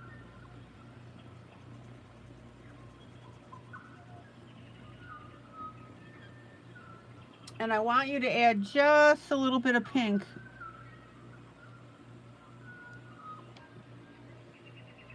in between.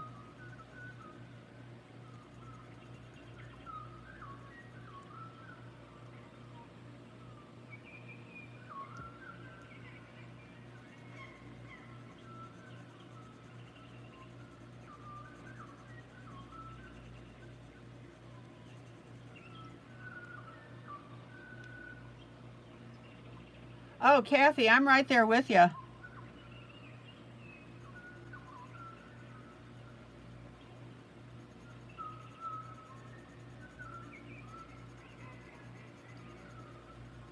Now, remember guys, this is my base color.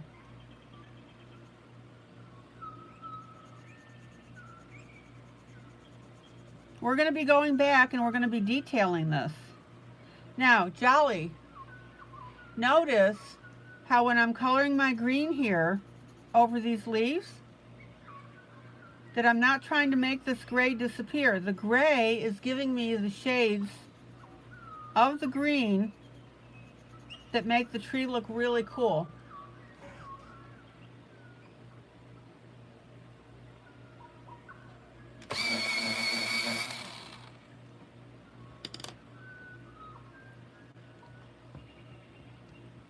A little bit of a finger blend, which you didn't see because that was off camera.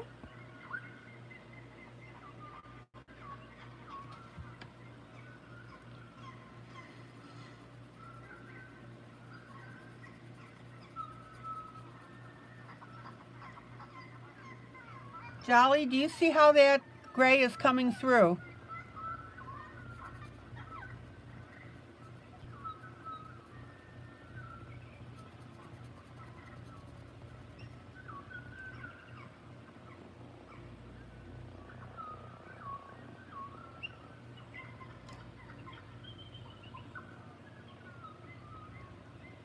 I'm going to pop in a little bit of blue right here.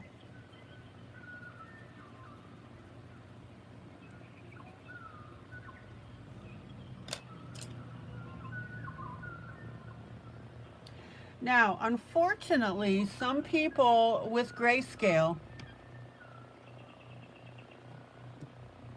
will take a pencil like what I'm doing here and they will color over the gray, and they'll use just the one color pencil and then they'll call it a completed picture.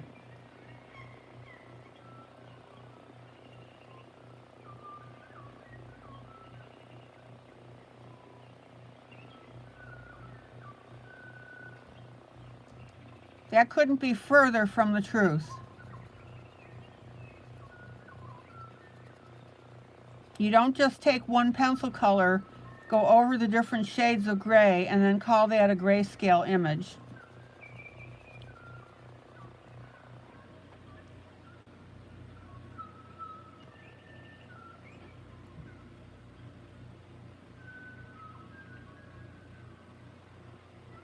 And maybe you've been venturing out of your comfort zone beautifully. Your pictures are really looking good.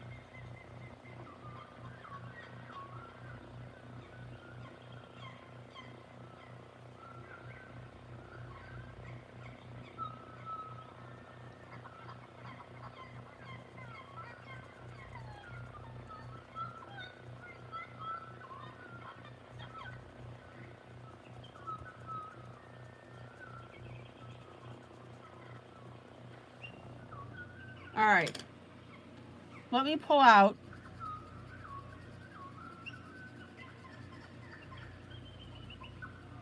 You guys remember how I tell you that sometimes in a picture I'll take the lightest color of whatever I'm coloring, in this case the green, and I'll tint the whole piece even though we're going to have different colors.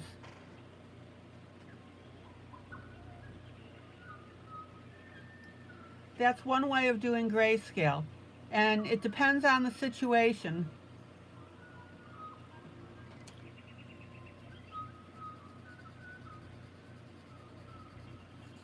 Because I have such a large area with the tree, it works for me to use this one color of green, as I did over here,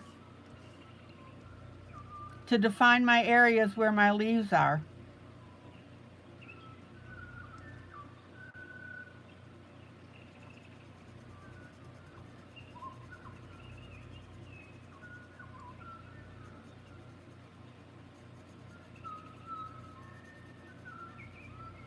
And this is where everything is coming together beautifully. All right, one more small area and then I'm going to be switching pictures. We've got some leaves here up at the top of the tree. And again, without trying to get rid of the green, the gray,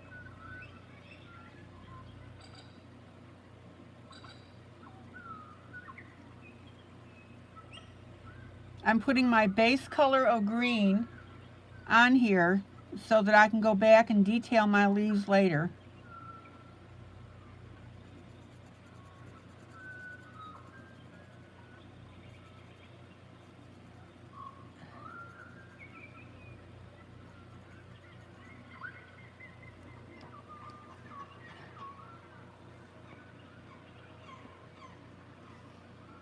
All right, what do you guys think so far?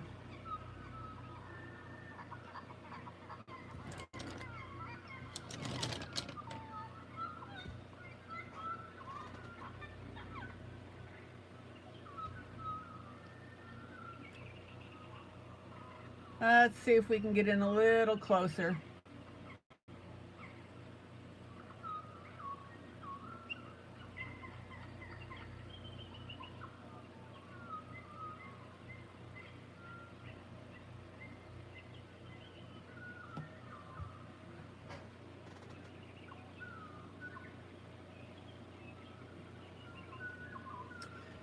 Now, two things.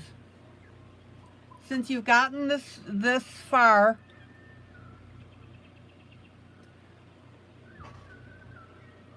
I want you to pat yourself on the back.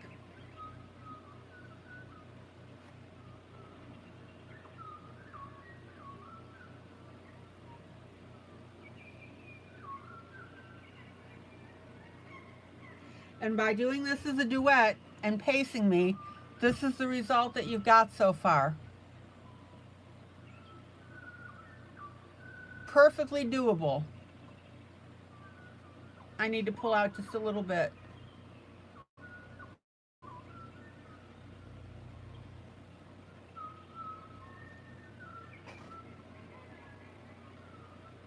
So guys, how do you feel now about coloring this so far?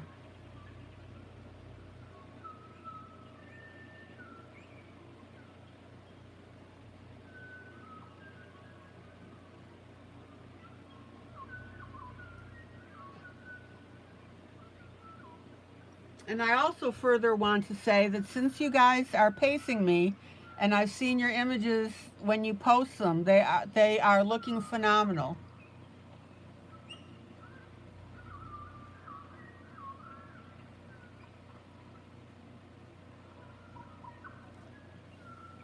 The reason I want you to pace me is because once you follow me step by step, you have something to compare against, which is the one that I've done. And that's the point.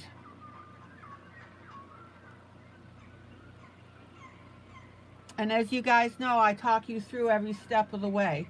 The what, the how, and the why of adult coloring.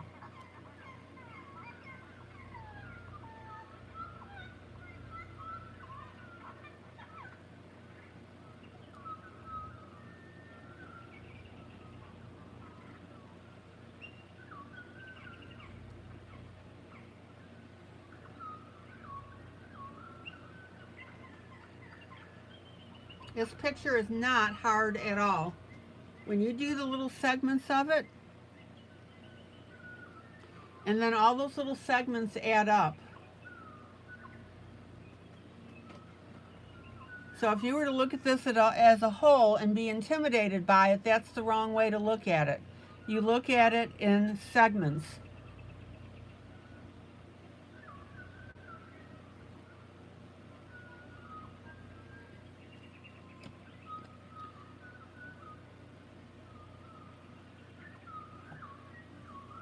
All right, I've got one little green piece here that I need to, there we go.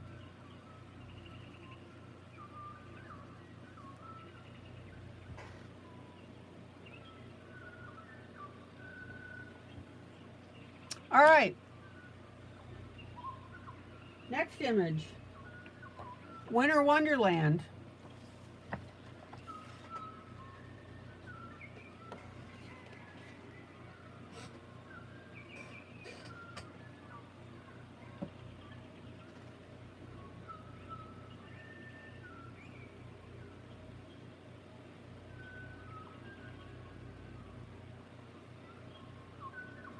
Now, last night I was going through this little puppy with my white acrylic paint.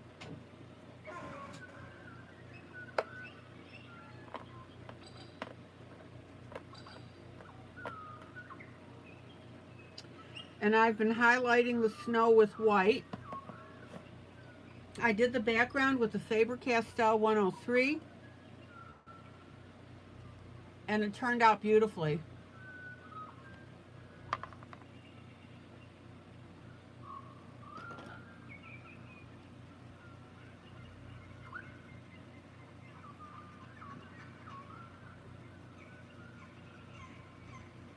I'm just blending up my bird a little more. But again, I've got to be careful because of wax bloom, because I've already got so many layers.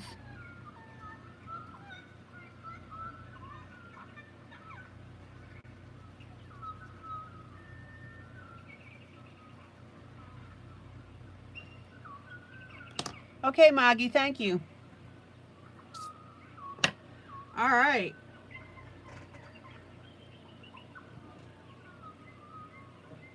Any question about this piece?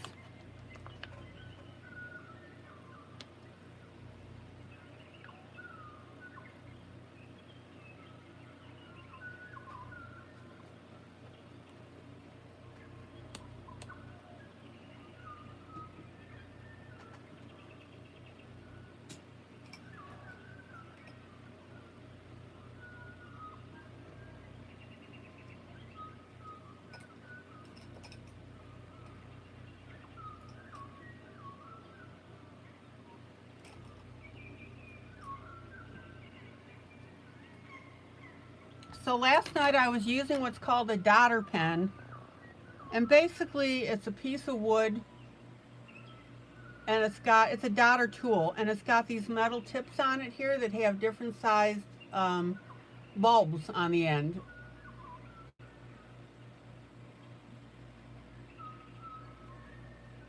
And I was using that to apply my paint.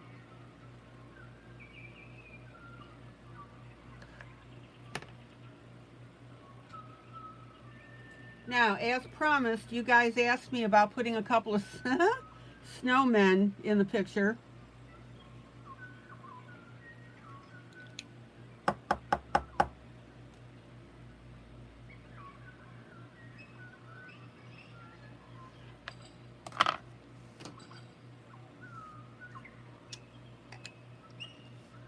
I was filling in snowflakes and you guys said, why not make a snowman?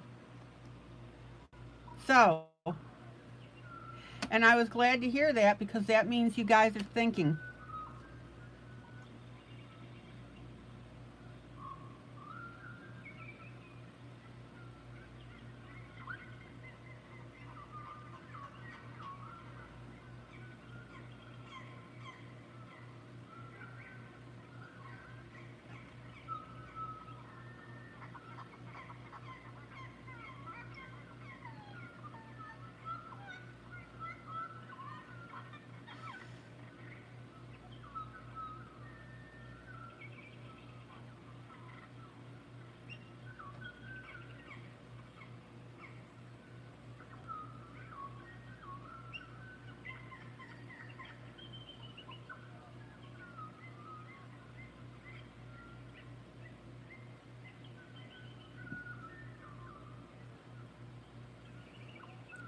So of course I'm going to add the arms, the buttons, and you know I'm going to put a hat.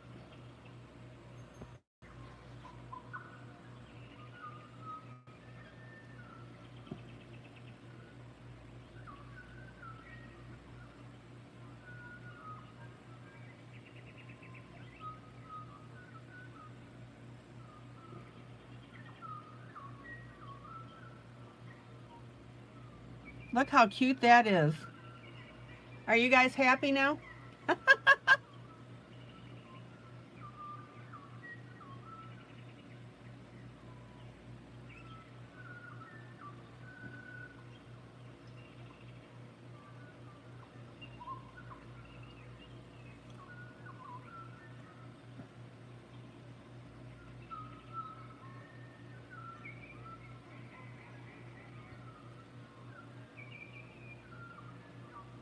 I even have a nose and a mouth.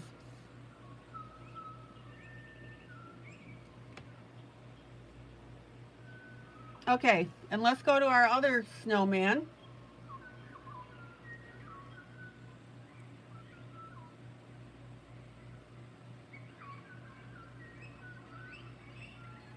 Now, notice that I curved these buttons a little bit. And by the way, don't forget to wipe your pen off on your paper towel, because when you're using pen on paint, it picks it up.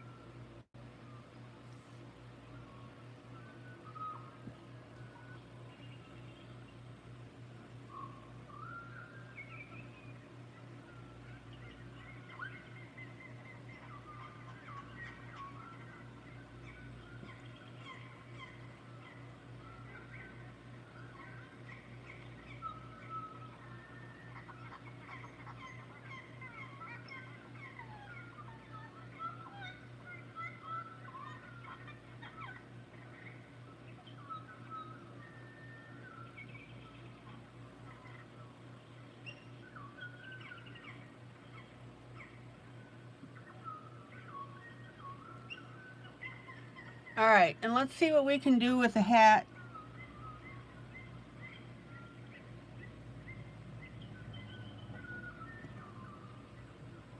We can do a little bit of one.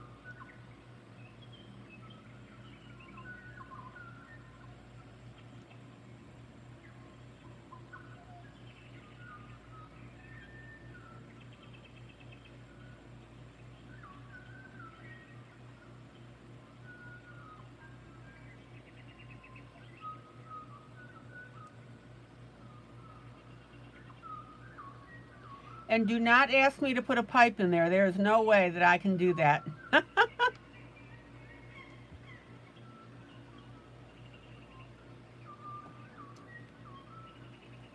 Okay, Mamie's happy.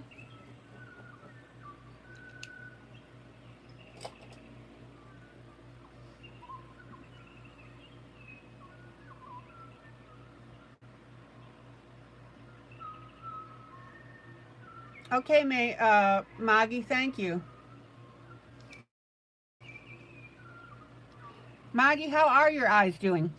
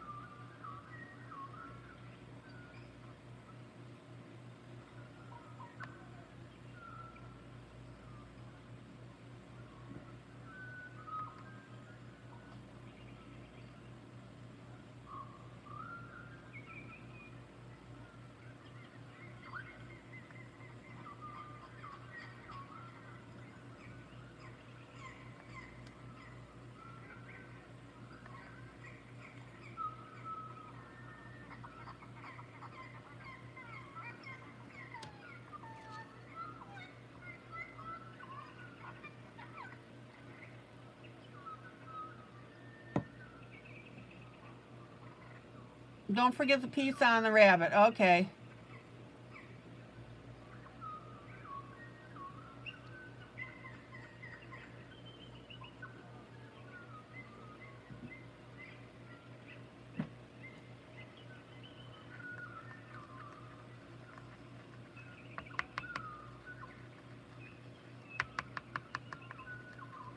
Now I had to add a little bit of water just to thin this out a tad. It dries pretty quickly.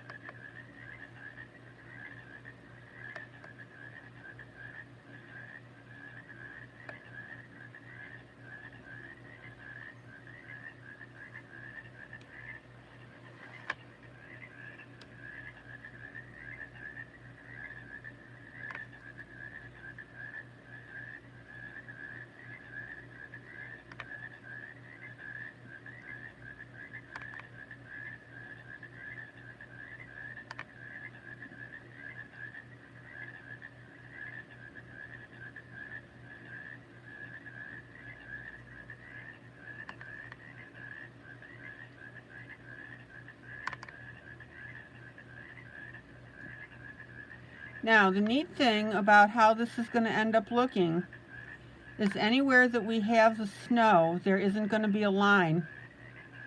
The artist had to draw in the line, of course, to make the shape.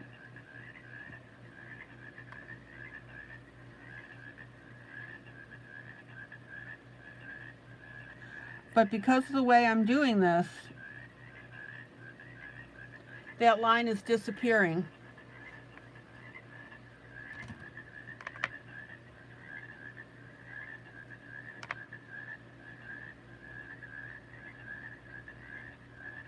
And again, these are the types of things I want you to think about.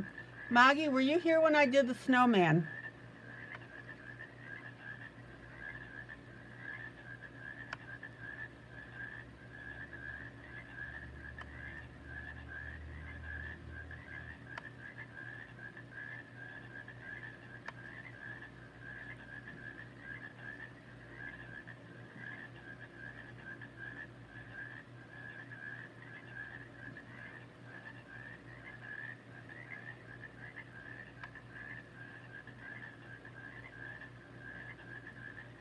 Keep us updated, Maggie, about your eyes.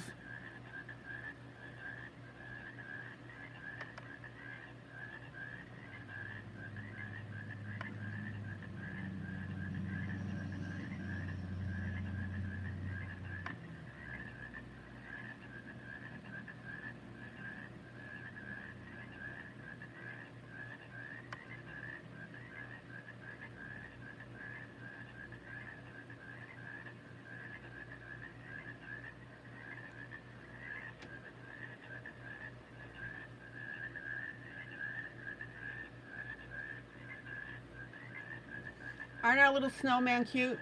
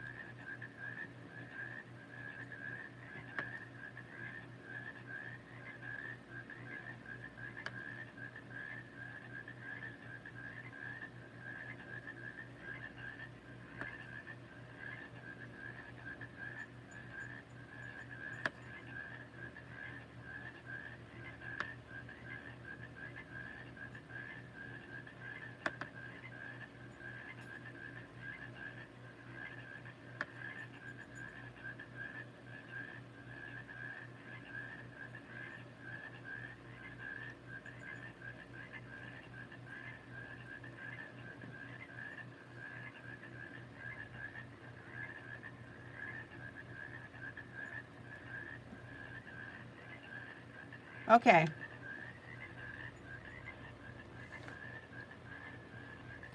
Now, until you see this whole thing done,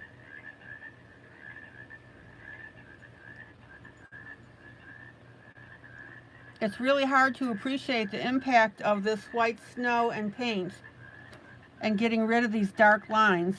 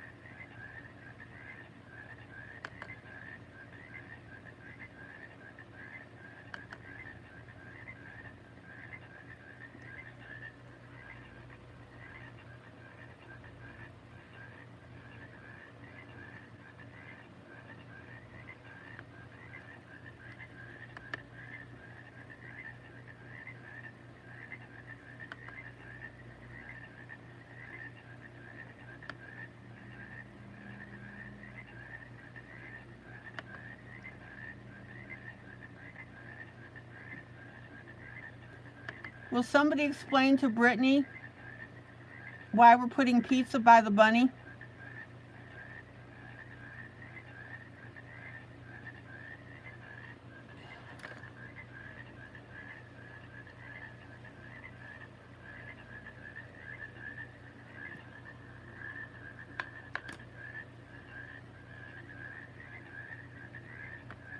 Okay, now check out again how I'm eliminating these lines.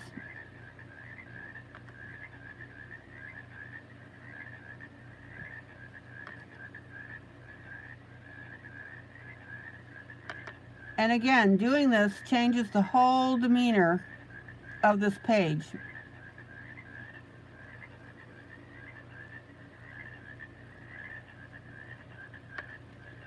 Brittany, I'm using white acrylic paint.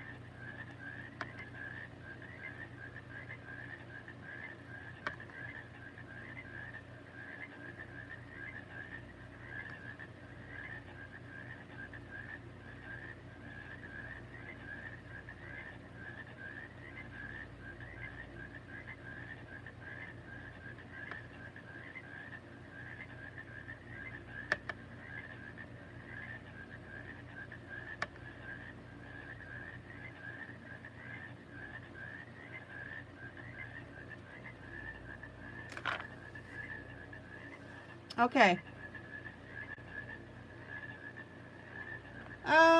No, just white acrylic paint. I'll show you the bottle of the stuff that I use.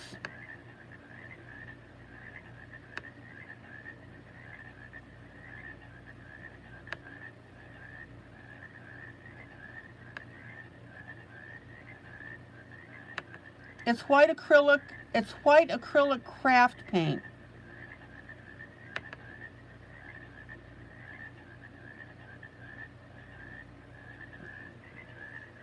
Now, honestly, you could go to Walmart and buy a quart of the stuff, I'm sure.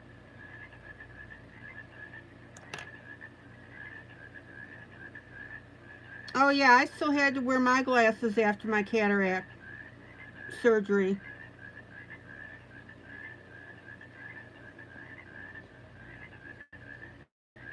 Brittany, this is the stuff that I use. Matte acrylic paint, quick drying, easy cleanup.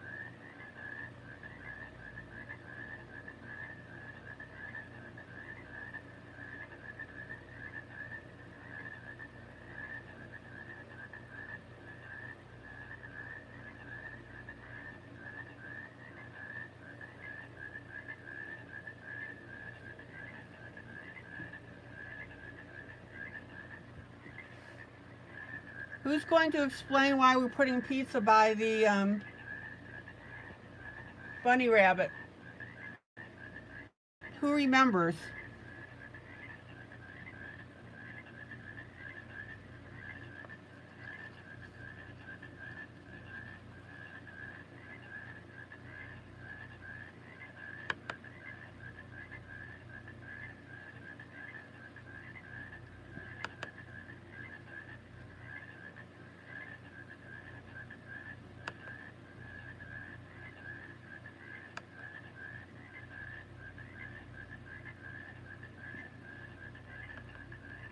Now, don't get sloppy with your paint.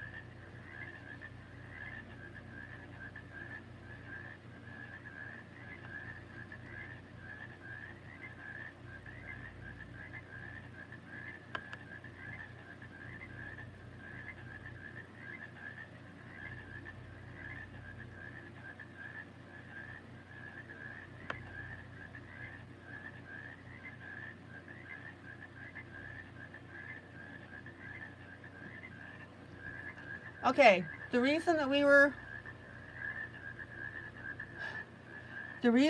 talking about the pizza by the bunny is because we did a Kirby Roseanne's picture, and Kirby likes to add those little extra images on some of his coloring books. And as I was coloring it, the last two things of the extras that I'd colored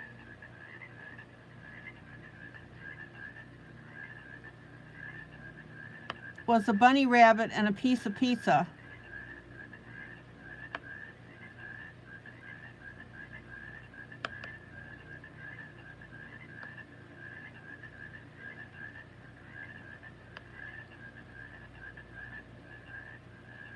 Now look how cool this white paint looks on this fence.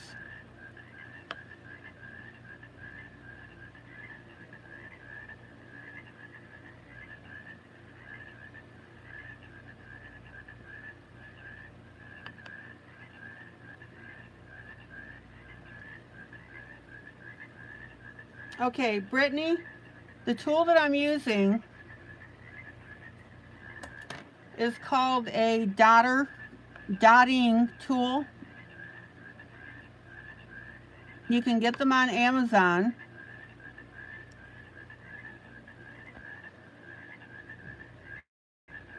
And what it is, it's basically a wood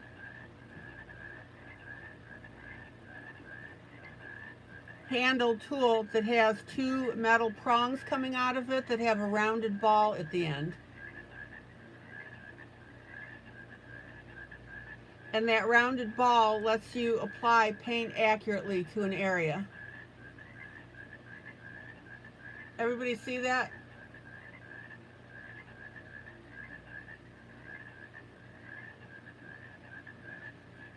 Actually, when I had my cataract surgery done, they did both eyes.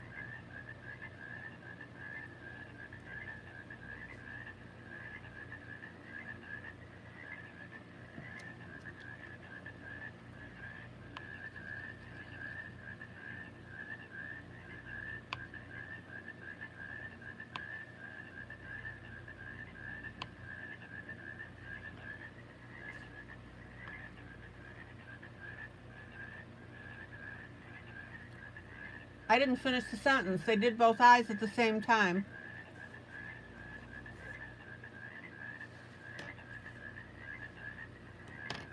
I guess it depends on the doctor and the patient.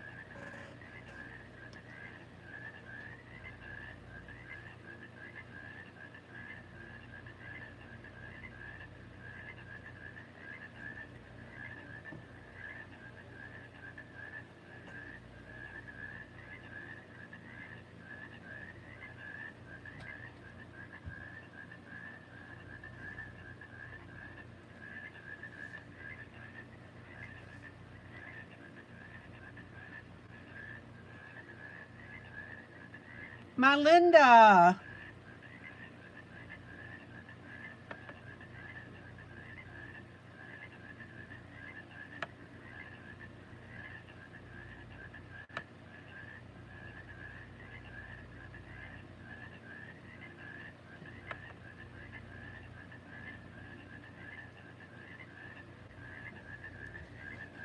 Guys, don't forget to hit that like button, please.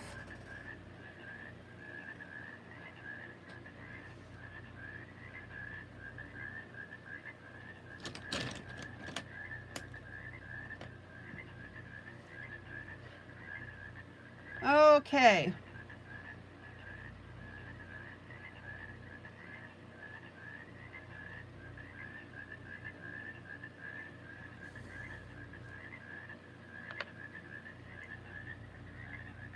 Hello, Jay.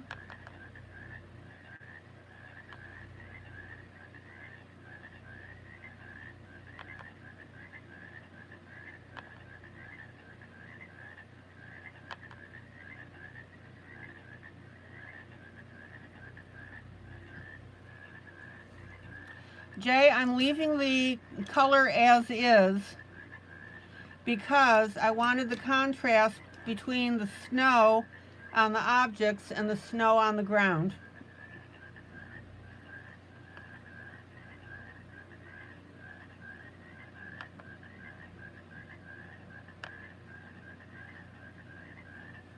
So people can interpret it any way that they want.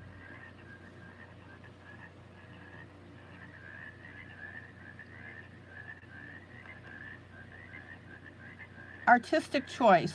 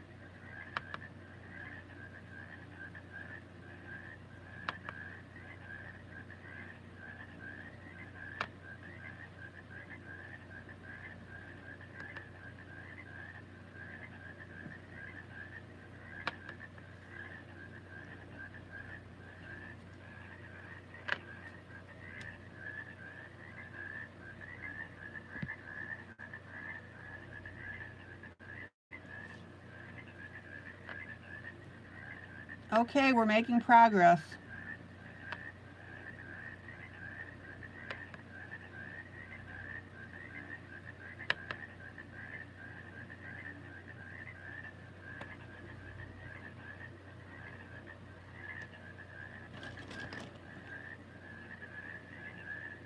Okay.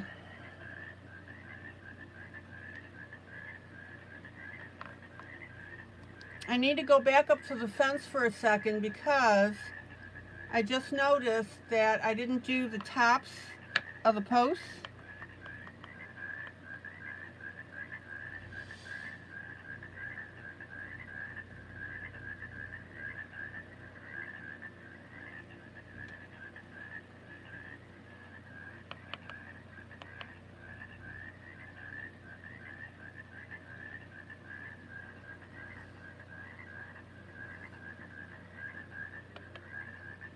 And I'll tell you what, they stick out like a sore thumb with those dark lines.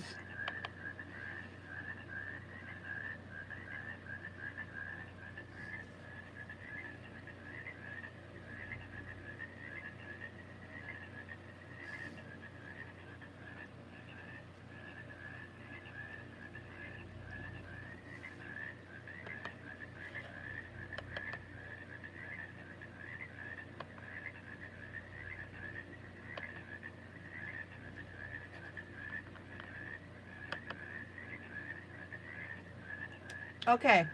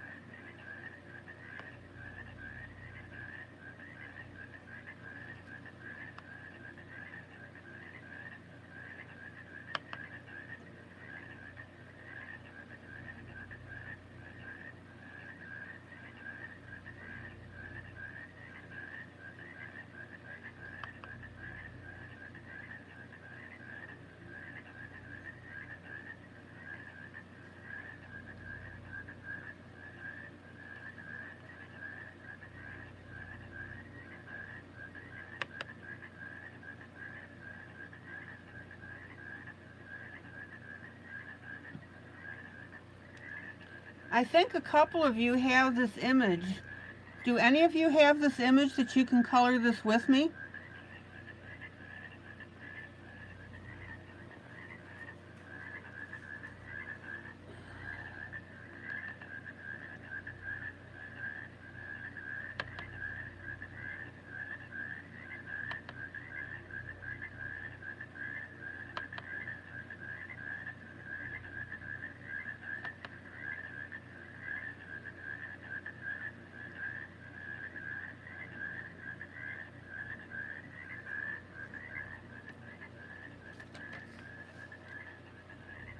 Miss Kathy, good night.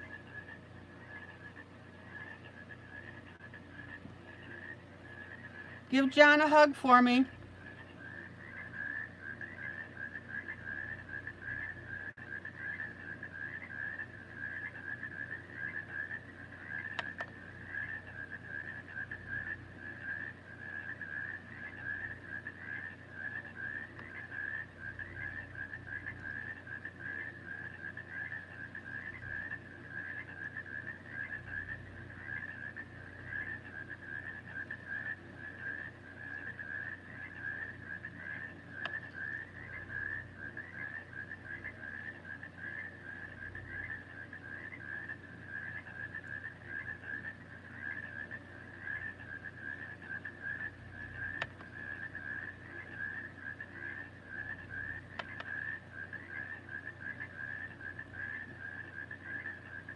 Now, as you're coloring your paint, and if your paint gets thicker,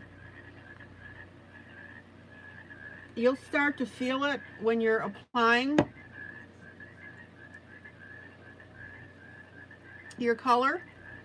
So all you have to do, as I mentioned earlier, is just add a little bit of water.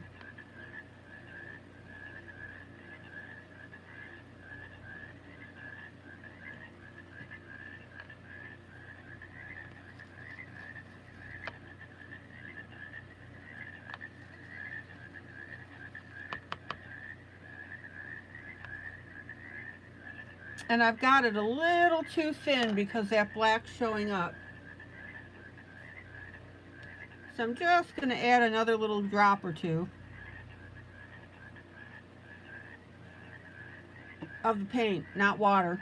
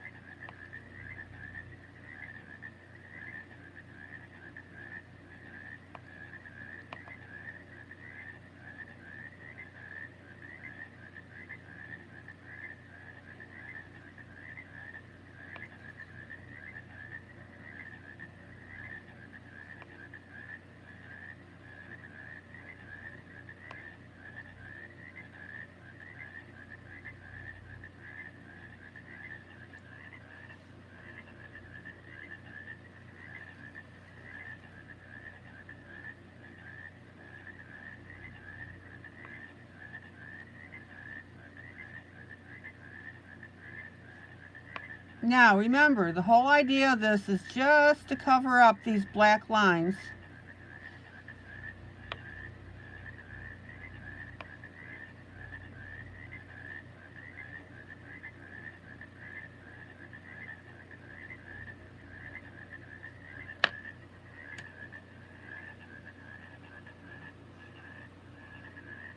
And again, I will pull out so you can see how cool this is looking.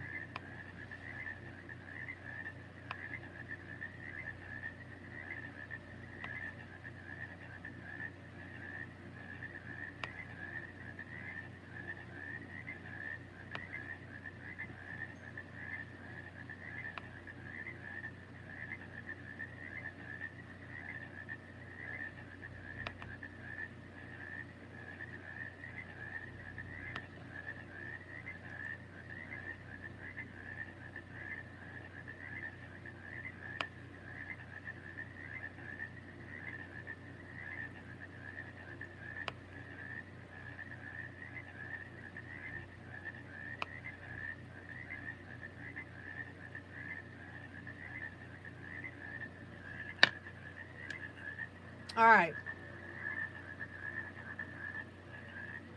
Now I've got some areas here on my green.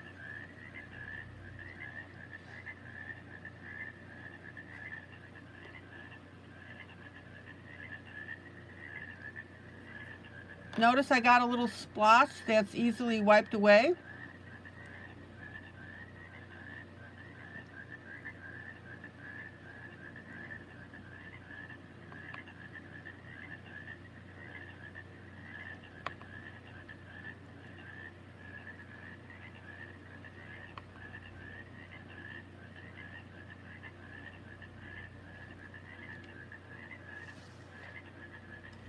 And now I'm along the bottom here.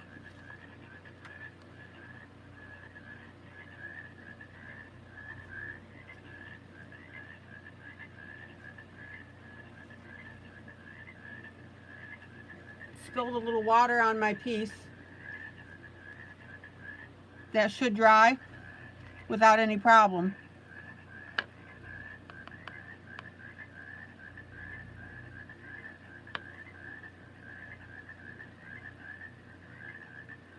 Now remember that I've always told you that the standing rule in our group is if you have a whoopsie, an oopsie,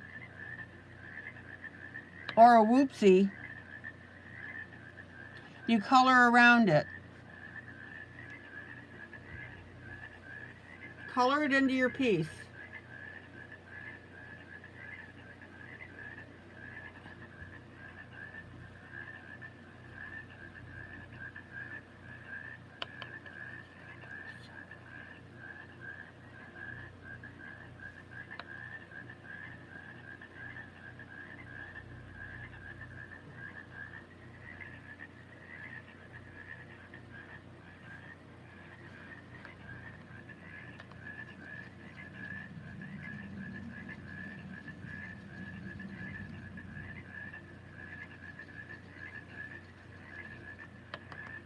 All right, let's get this area filled in.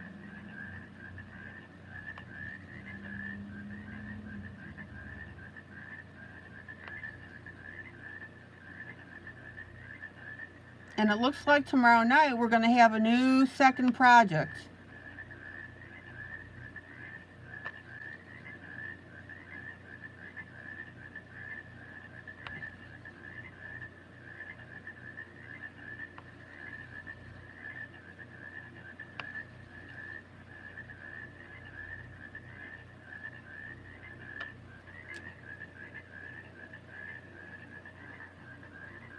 Again, I am having too much fun with this.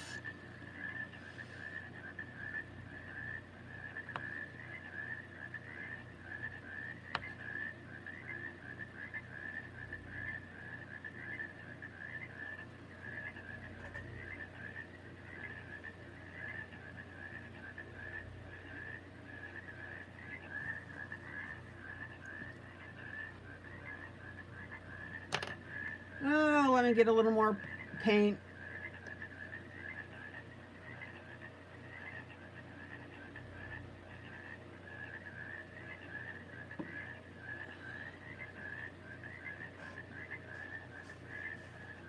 Now, by the way, if you buy commercial paint, acrylic paint, white, you want matte paint. Don't get glossy.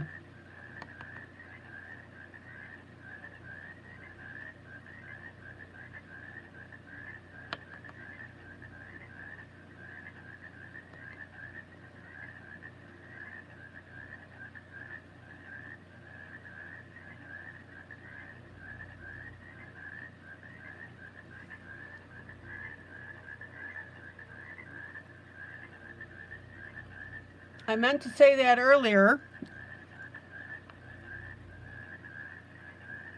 It was in my mind to tell you, but it didn't make it to my mouth. Guys, what are you coloring on while I'm doing this?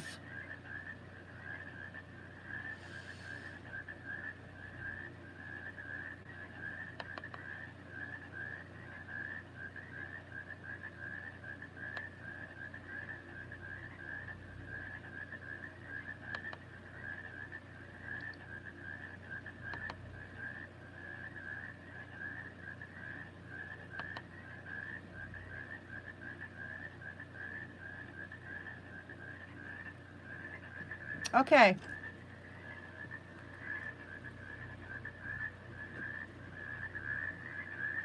Couple more leaves. We are in really good shape with this. Let me find it.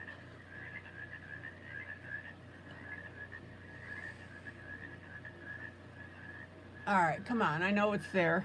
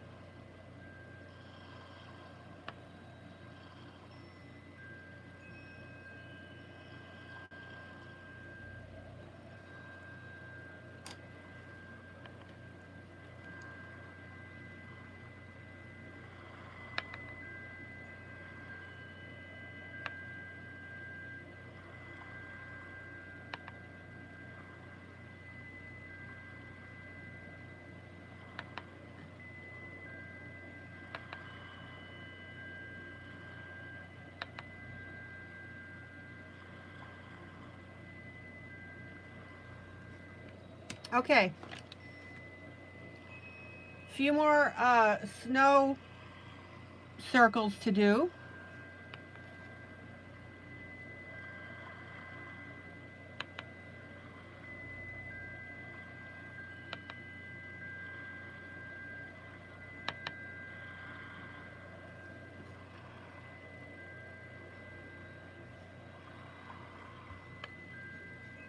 Does anybody watching remember the pizza and the bunny on the Kirby Roseanne's picture?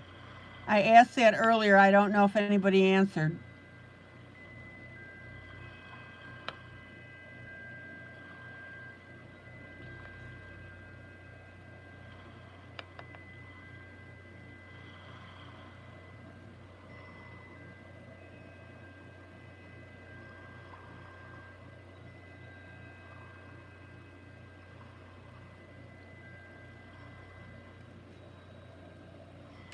All right, let me pull out.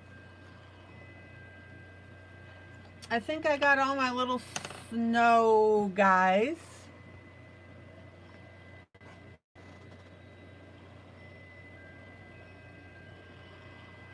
Mamie, you remember it?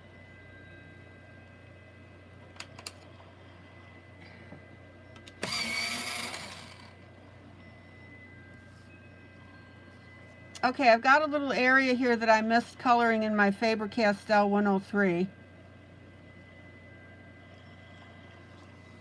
I can't color it in yet because the paper's still damp, and if I use a pencil on it, it's going to tear.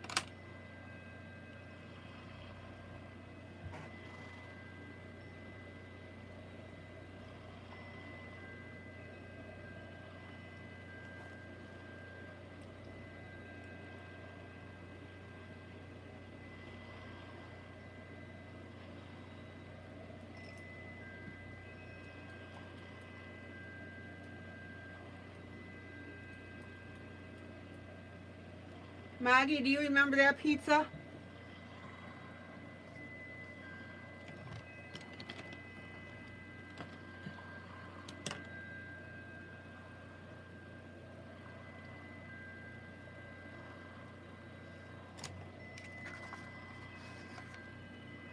Okay.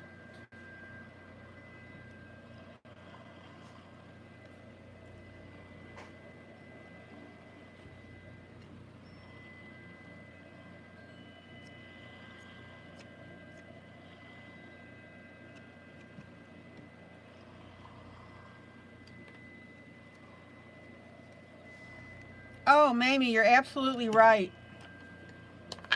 Thank you.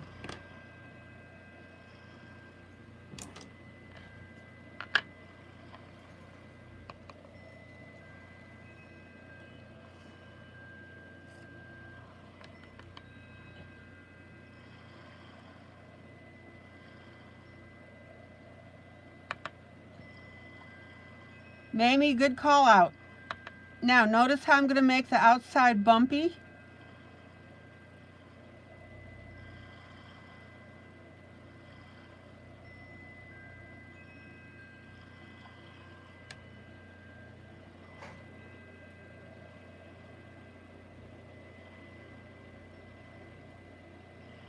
Much better.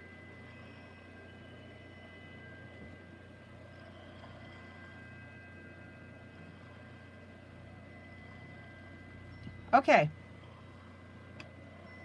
Now, before I forget,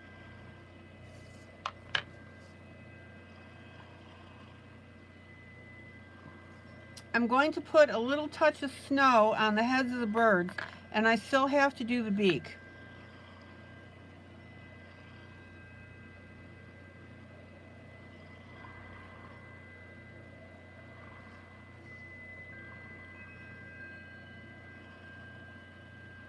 So I'm just going to add a little bit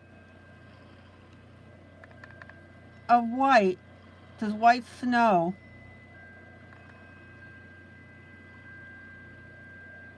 on the top of the bird.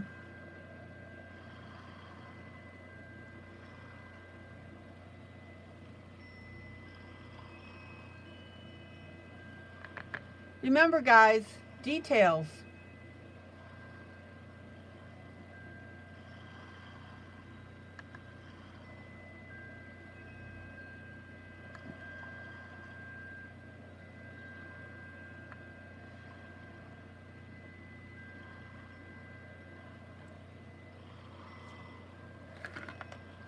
Oh my gosh, look how cute that looks. Now, if you want to carry the, do you remember now, Maggie? If you want to carry this a little further,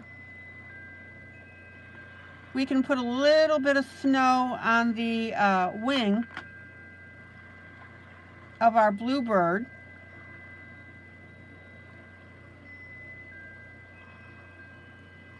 And I'll put a little bit of snow on our goldish brown bird.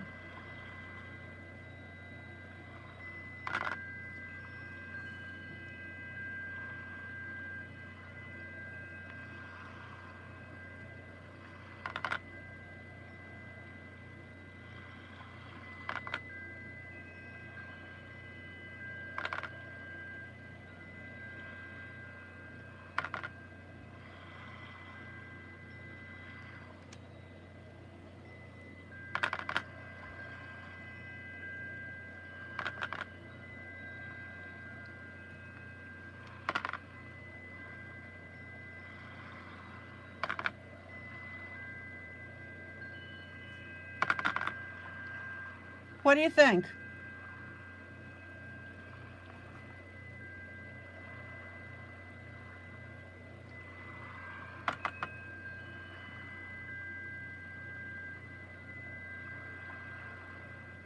Oh yeah, that was the highlights magazine.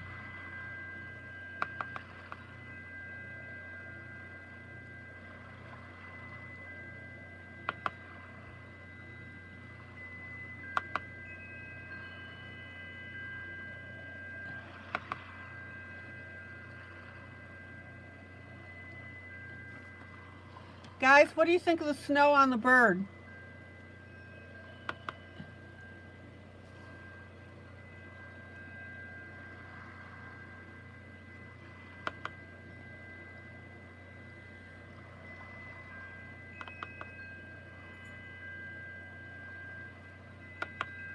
If you don't like it, just say not my cup of tea. That's how we do it in this group.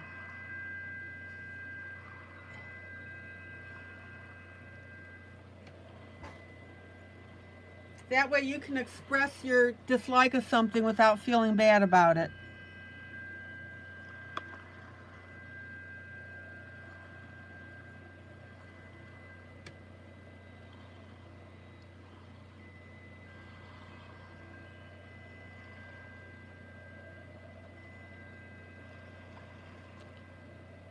Oh yeah, I don't think that Highlights magazine ever went out of business. Kids love it. Hey, I still enjoy looking at it when I'm at the doctor's office.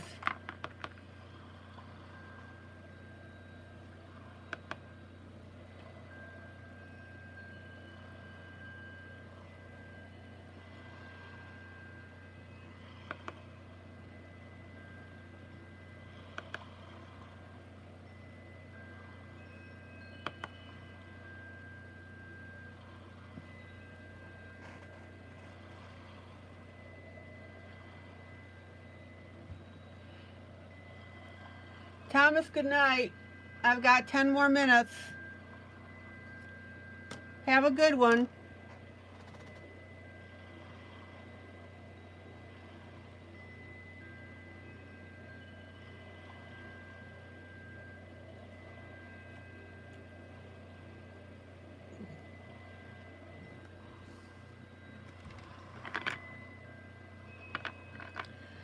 Now, while I'm at it, we can add a little bit of snow on the grass.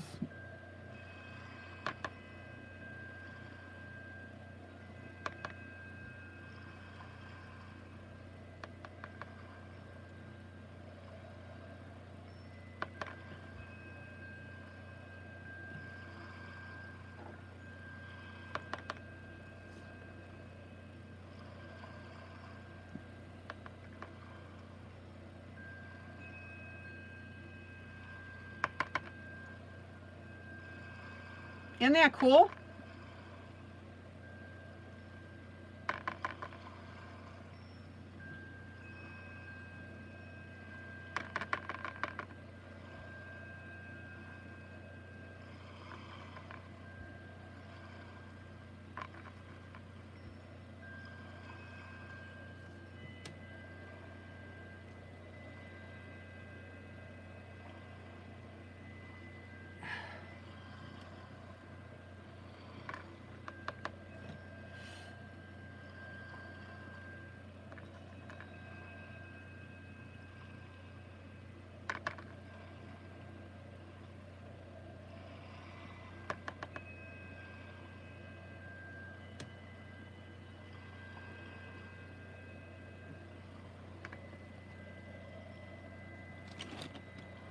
Okay, hang with me, guys.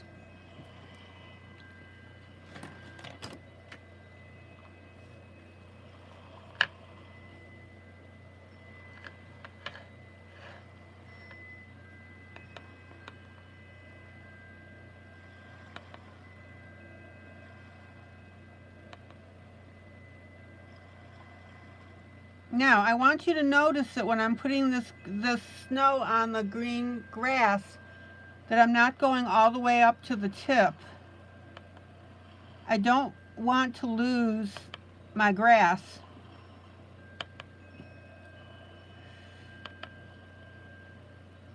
I'm going close to it, but not all the way up.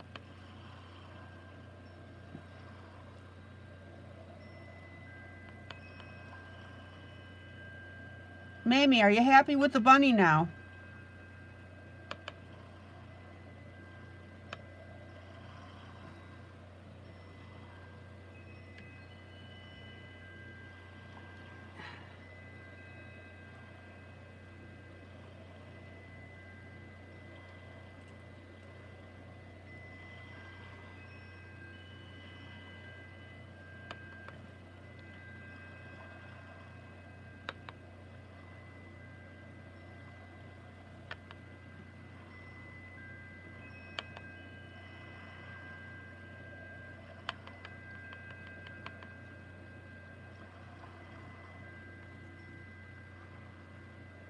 Mamie, keep the suggestions coming.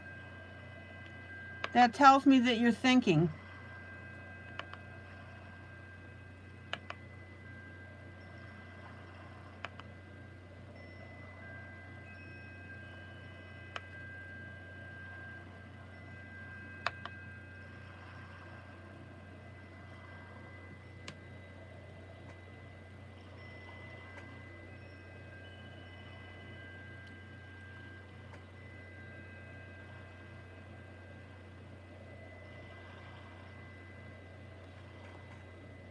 Okay, pizza. Like I said, hang with me. I might run over a little bit.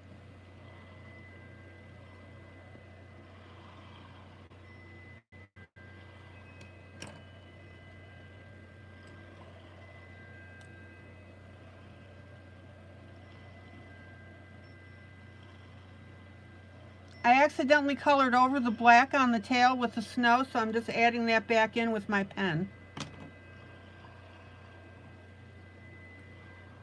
Linda, do you remember the pizza?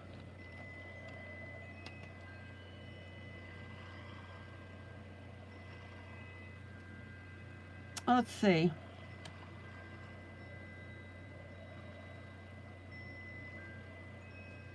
All right, I'm going to put it in this area here.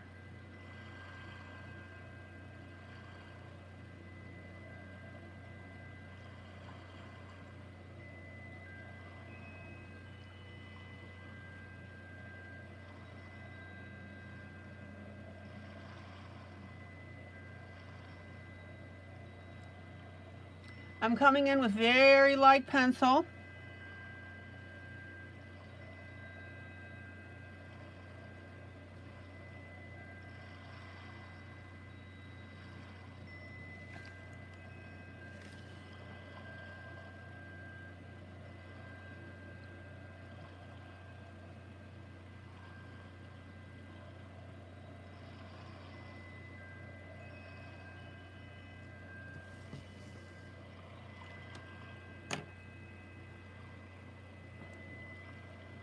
Now I need to come in with a little bit of a gold because we have to have cooked pizza.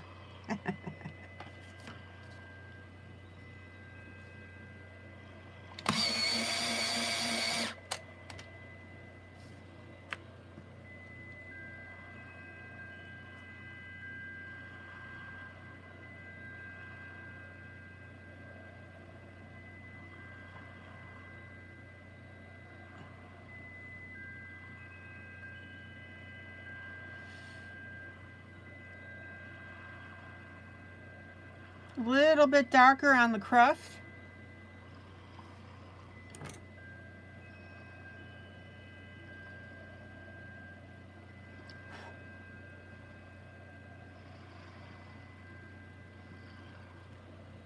And then we need to put a little bit of red for that pepperoni.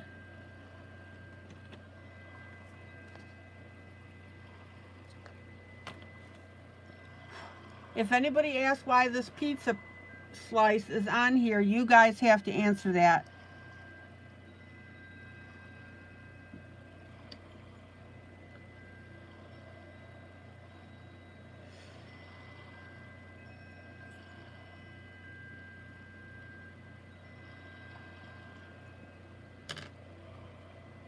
And then we have a little bit of our red.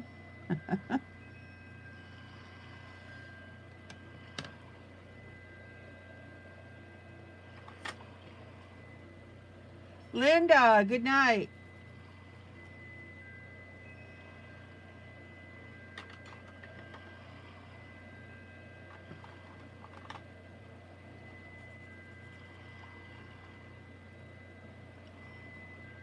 Hold on, I just got to find a darker red.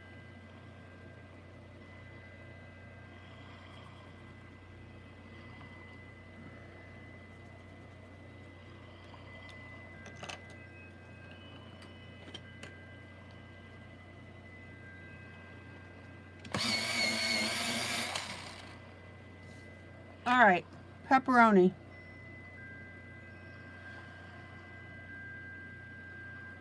And those of you who wanted me to put the pizza on here, you better stay and stick with me.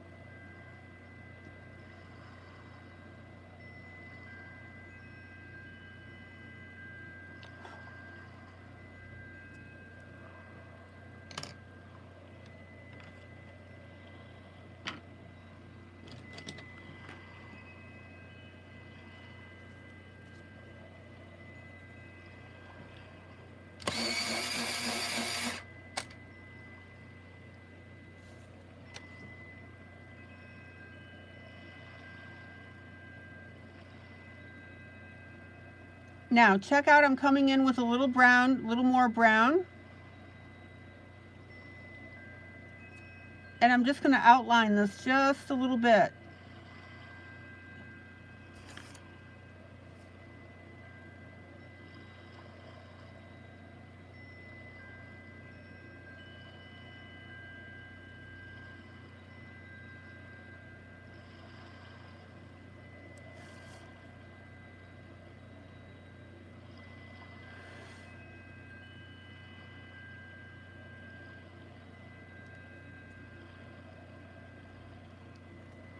Okay guys, the pizza is there.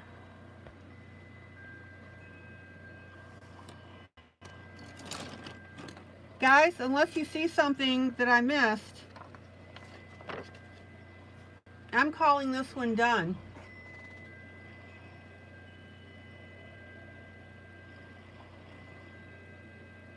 Now, what I want you to notice specifically is everywhere that I put that white paint and covered up the snow drawings on this, it completely made it a different picture.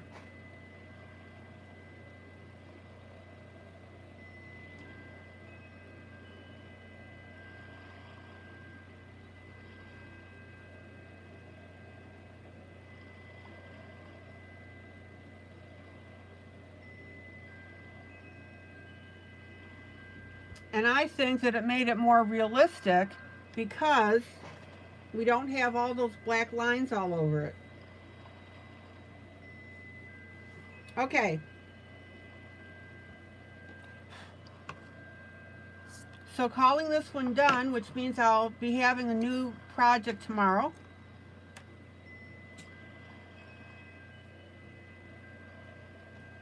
We worked on this, Teresa Goodrich, Winter Wonderland.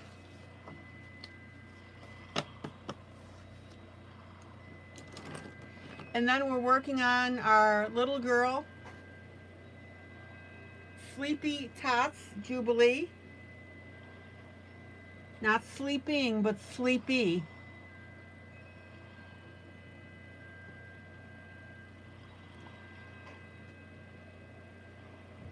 And if you followed me, you've got this nice greenery with the blue and the pink in it. Any questions on this piece?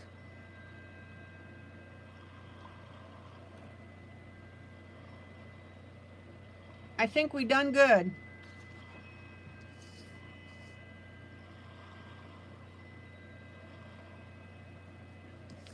Okay guys, calling it an evening. This is ILene Vick for Teaching Adult Coloring with ILene Vick. Oh, now you want pizza, see? Be careful what you ask for. Guys, joyous, joyous coloring. Love on each other. That's what this group is known for. Please be sure to click that like arrow. And also, I'm asking that you share this broadcast to your timeline.